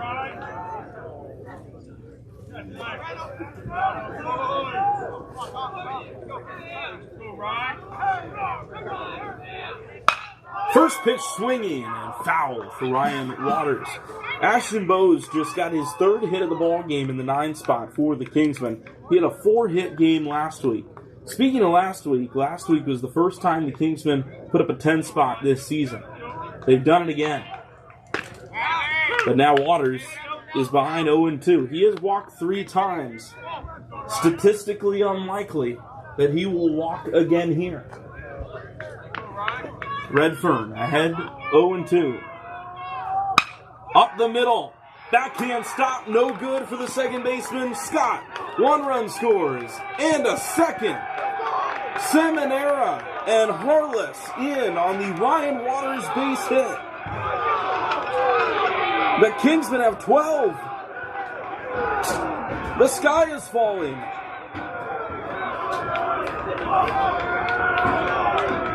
It's a dozen.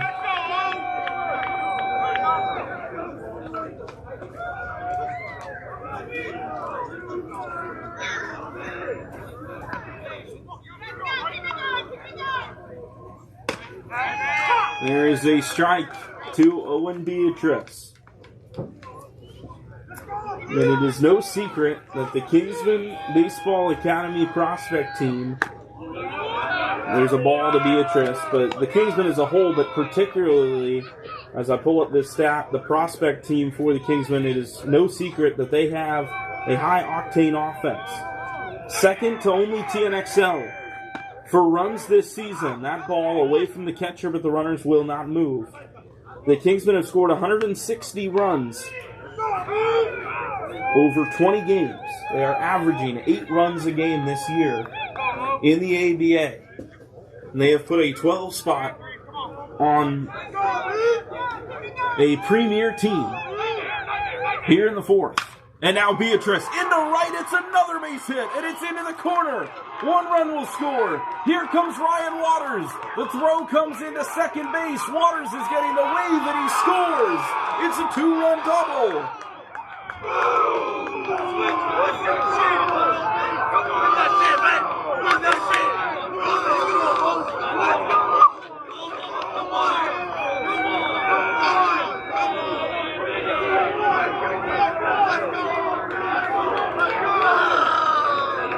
The NFL kickoff may be a few months away. I know the draft's on Thursday, but the Kingsmen scored a couple of touchdowns.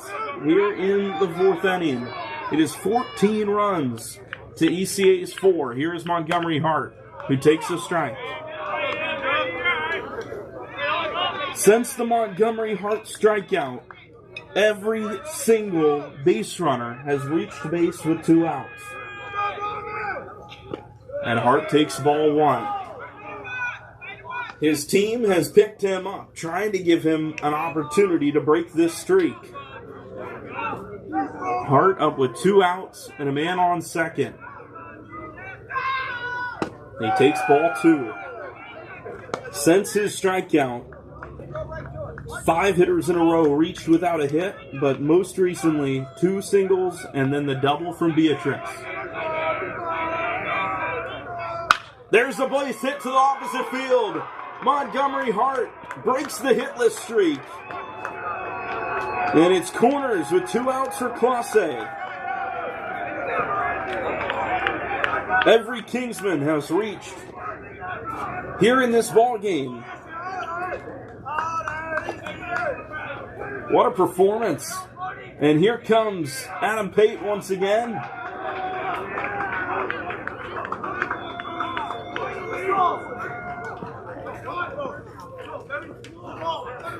A call to the bullpen. Redfern's day is done.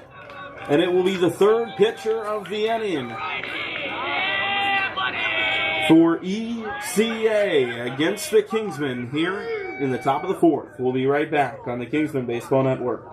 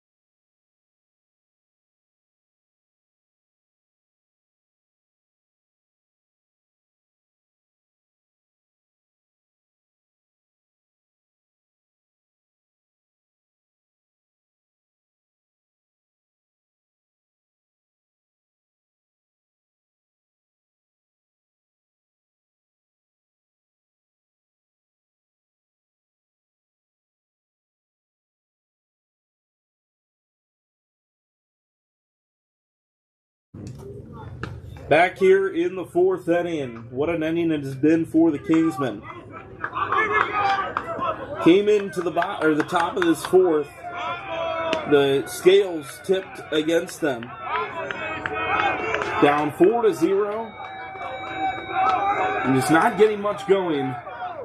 And as Classe rips one into left field, the Kingsmen trot home their 15th run of the frame. Absolutely extraordinary. I don't think I've ever seen anything like it. In my 22 years on this planet, too much of that time spent watching baseball. Or you could arguably say not enough. I don't think I've ever seen 15 runs in one inning. I can honestly say that. This is an incredible performance from the Kingsmen. That's hit down the line. That's fair. Here comes Harless. It's into the corner. Classe getting the wave. Into second goes Entrican. The throw getting thrown to the plate. It's not in time. Classe scores standing up, and it is a 2-run double. Thank you, senior. What is a senior night? Go, Ricky.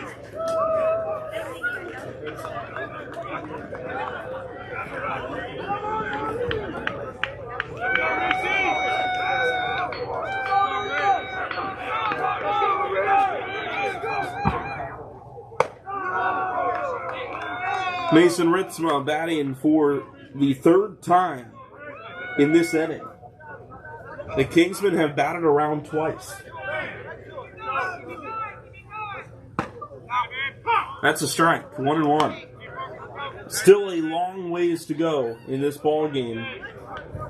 It is important that the team does not forget that. Ritzma fouls it off, 1-2.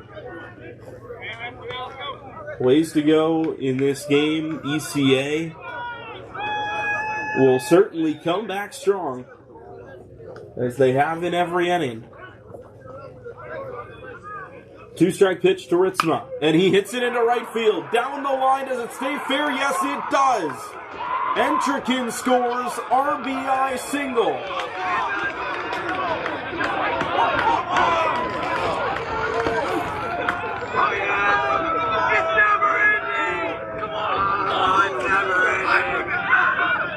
Here comes Adam Pate to talk to the home plate umpire.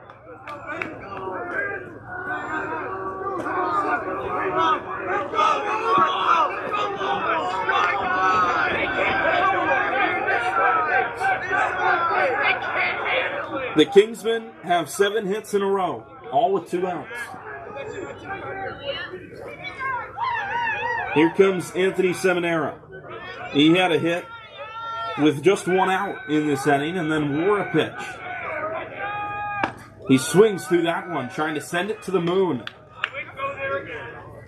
18 runs now after the RBI single.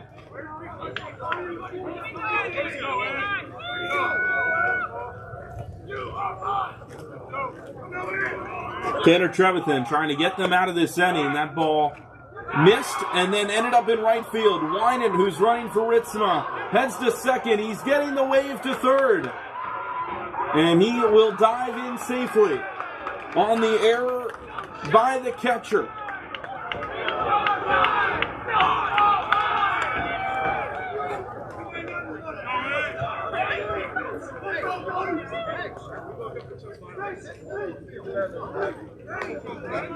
One ball and 1 strike here with 2 away, top 4. Seminara has a chance to drive in another, just 90 feet away.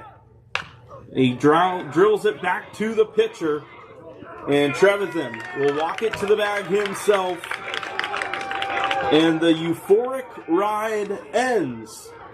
18 runs in the 4th inning, and the Kingsmen take a commanding lead over the ECA Bobcats premier team. Lots of ball left. They head to the bottom of the 4th. Kingsmen trying to hold them for the first time when we come back on the Kingsmen Baseball Network.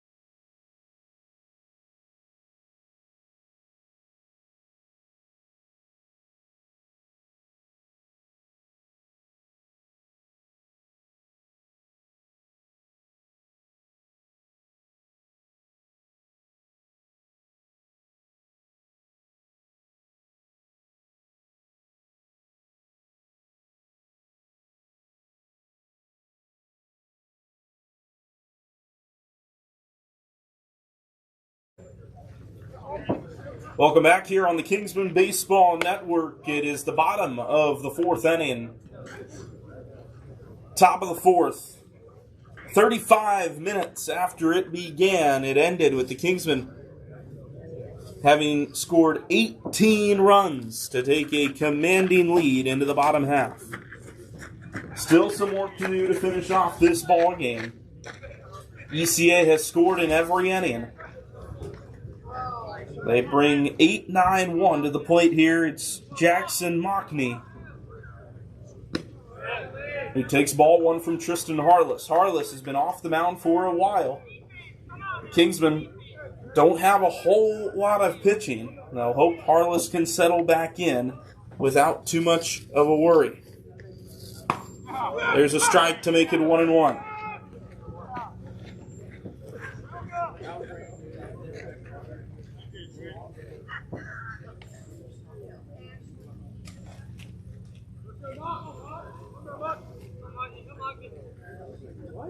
Slider away, 2 balls and 1 strike. Coach Hudak in particular, but the Kingsmen staff as a whole have been vocal about the fact that they would love to be playing in the Premier Division this season. The rules of the ABA, they had to start at the prospect level, as there's a ball high for ball 3 and get an invite.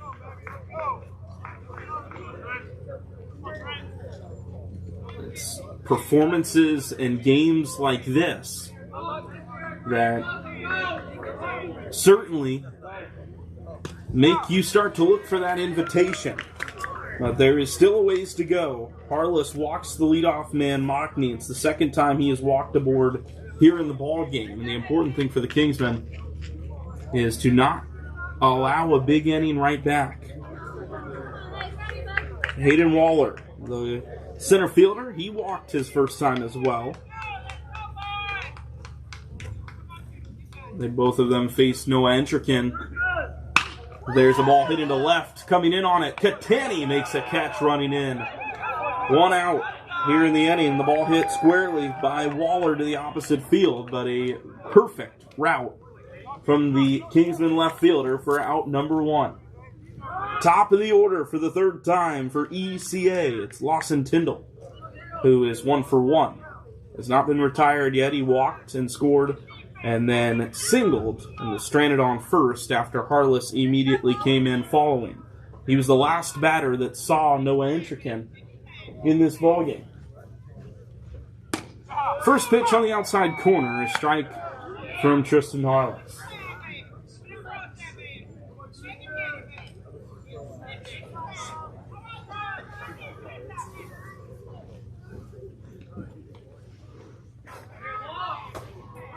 A 1. Wide of Ritzema. Free 90 for Jackson Mockney. He stands on second now with 1 out. And the double play opportunity is gone. Big lead for the Kingsmen. Unsure if we would play with the mercy rule in effect here this evening, if the Kingsmen can keep it higher than a 10-run lead. There's a pop-up. Playable shallow right. Seminara called off by Beatrice, who makes the catch for out number 2. Entrikin was also in on it, but it was the second baseman who made the catch. And Tyndall is retired for the first time. 2 outs, and here comes Miguel Delgado, who popped out to Beatrice his last time. He was the first batter to see Tristan Harless out of the pen, and he popped out to end the second. That point in the ball game, it was 2-0. First pitch. Ground ball to the second base side. It is Beatrice who has it cleanly. Goes to first. And for the first time in the ball game, the Kingsmen blank ECA. It stays 18-4. We go to the 5th here on the Kingsmen Baseball Network.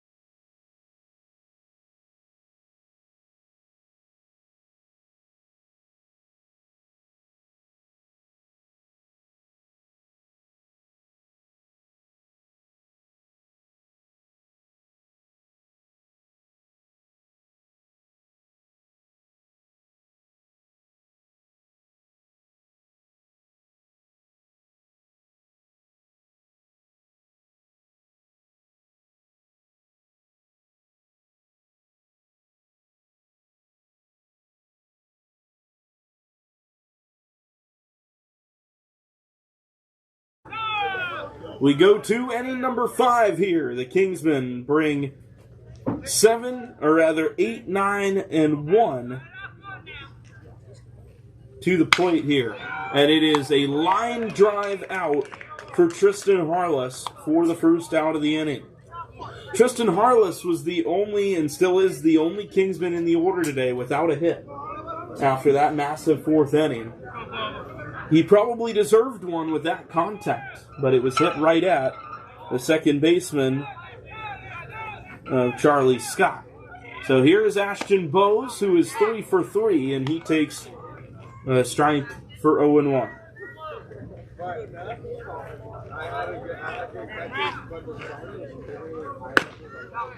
0-2.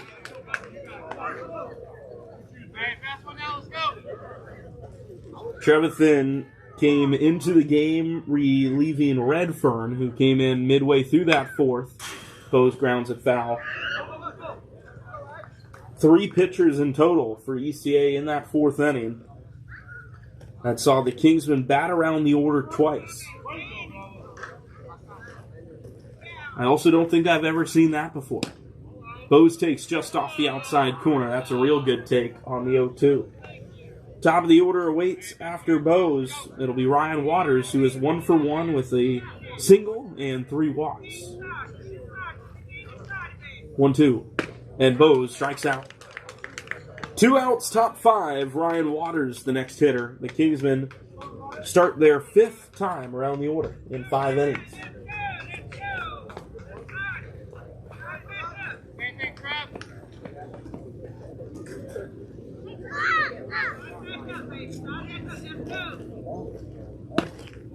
That's a ball low, 1 ball and no strikes.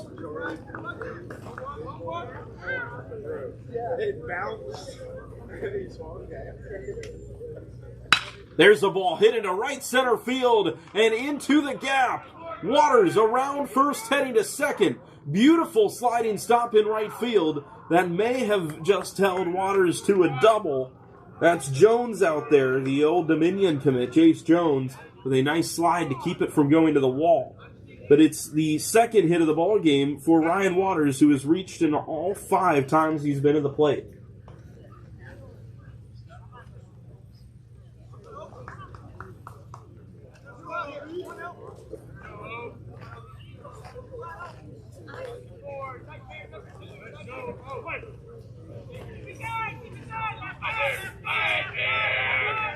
First pitch to Beatrice. And a strike, I believe, called on the swing. A better bit on the swing. That pitch was in the dirt, but it looked like a pretty close check swing opportunity, but there was no appeal. 0-1, runner on second with 2 outs. And a swing and a miss. Beatrice was out front, and it is 0-2. Montgomery Hart on deck if the Kingsmen get another hitter. Meanwhile, 3, 4, 5 set to come to the plate in the bottom of the 5th. 2-strike pitch, struck out Beatrice. 2 strikeouts in the inning for Trevathan. We head to the bottom of the 5th. Kingsmen up by a couple of touchdowns. We'll be back on the Kingsmen Baseball Network.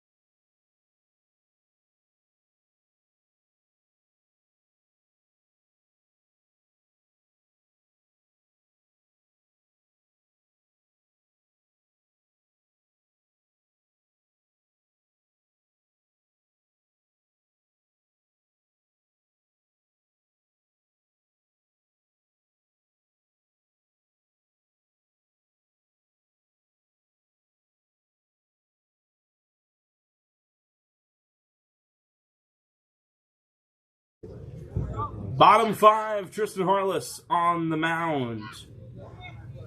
And a foul ball to make it 0-1. Unsure of the rules regarding a potential 10-run rule.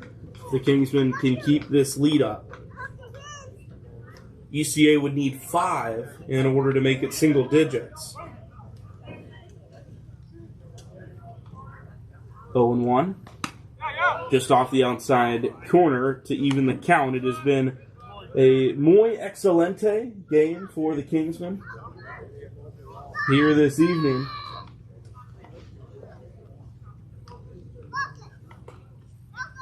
Appreciate all of you tuning in from wherever you may be.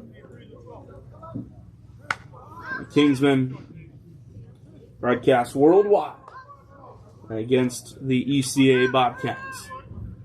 2 balls and a strike, nobody out. Harless facing Carter Adams, who has reached on an error and has walked. He took that one just up above the letters. It is 3-1.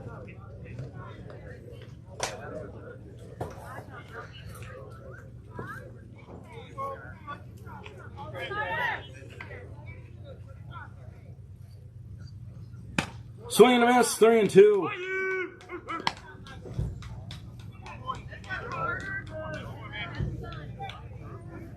Adams, then Jace Jones, then Miles Ham. All that ECA is guaranteed here in the 4th, or rather in the 5th.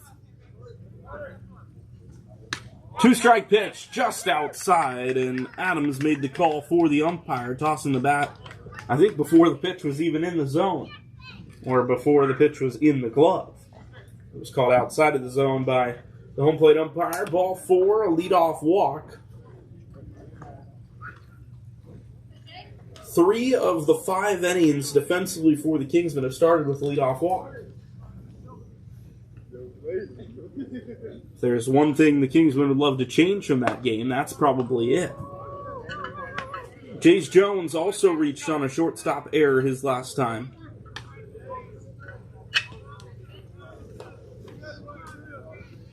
He has a single in addition to the error. Line drive left field. Catani coming in, and he makes the catch. Deja vu of the start to the last inning. A walk, then a line out to left, and 1 down here in the 5th inning.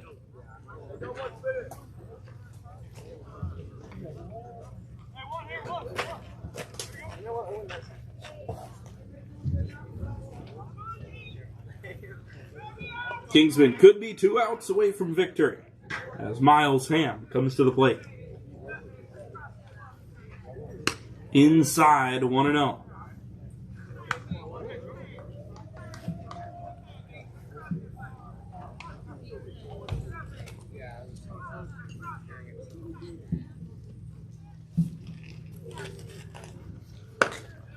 And that is outside. 2 balls and no strikes. Time call. Joe Hudak on his way out to the mound. Tristan Harless in relief of Noah Entrican has thrown just 36 pitches. He has been exceedingly efficient. Came in the 2nd inning. We're here in the bottom of the 5th. And he is under 40.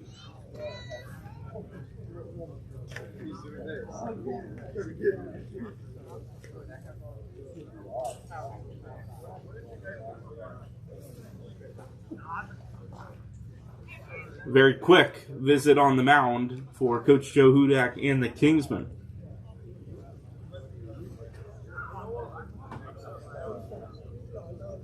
And I guarantee you that every single person in the dugout walked into this game fully expecting to come out on top. While the result is not yet achieved, I can firmly say that I do believe this game has exceeded everyone's expectations by some margin. Miles Sam is 0 for 1 today, a strikeout, and then he had a sacrifice bunt in the 3rd. Helped to bring in 2 runs for the Bobcats. Foul ball, 3-1.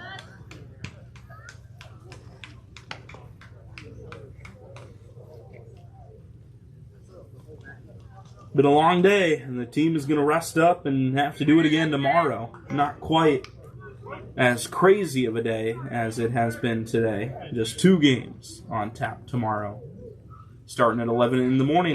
There's a line drive ground ball into right. It is in front of Entrican. They will hold the runner at third. The throw goes into the first baseman, Seminara, and it's corners with 1 away. Base hit for Miles Ham. That's the first hit since Noah Entrican was in the ballgame, actually, for ECA. First hit Harless has conceded. His relief effort has been extraordinary.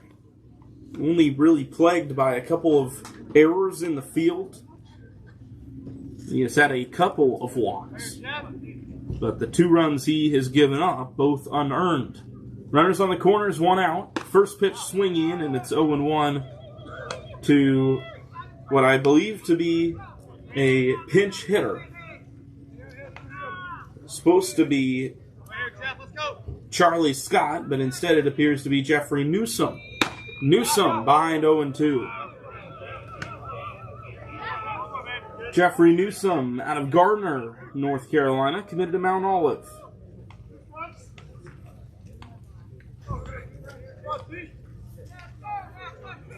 0-2. Struck him out on 3 pitches. Quickly in and quickly out of the ballgame. And 2 outs for Chandler Hill. Runners on the corners as ECA tries to mount a big inning, but time running out here with 2 outs. Breaking ball in there for a stop. Noah Entrican ran into a little bit of trouble early on in this ball game. Harless picked him up, and then the offense came through. That ball dropped by Ritzma, 1-1.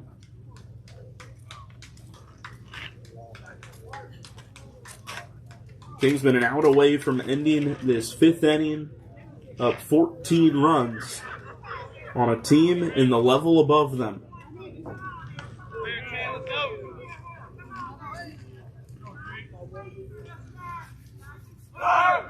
Swing and a miss. Ritzma will not throw. It is 1-2. They will try to get the out at the plate. The ECA Premier team, certainly nothing to scoff at. 3 games back of 500. They are 11-14. They've beaten Pro 5. They've beaten A3. That's high for ball 2. They have beaten Georgia Premier. They have beaten P27.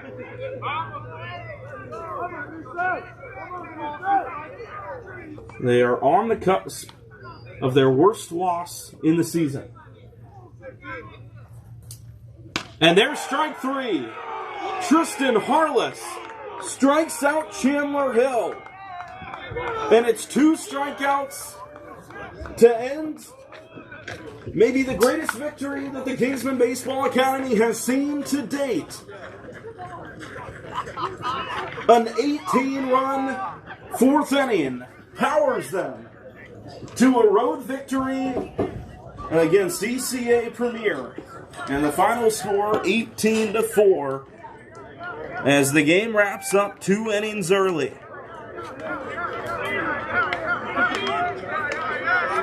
We will be back tomorrow with 2 more games, once at the varsity side, then the prospect team will battle ECA's prospect lineup. And if there's any floaters, I take it the Bobcats will be wanting some revenge. Should be a couple of good ball games tomorrow. We hope to have you join us then. Thanks for joining us here in Goldsboro from wherever you may have been. We hope to see you again on the Kingsmen Baseball Network soon. Once again, your final score, 18-4. I'm Griffin Leonard saying so long from ECA. See you again tomorrow on the Kingsmen Baseball Network.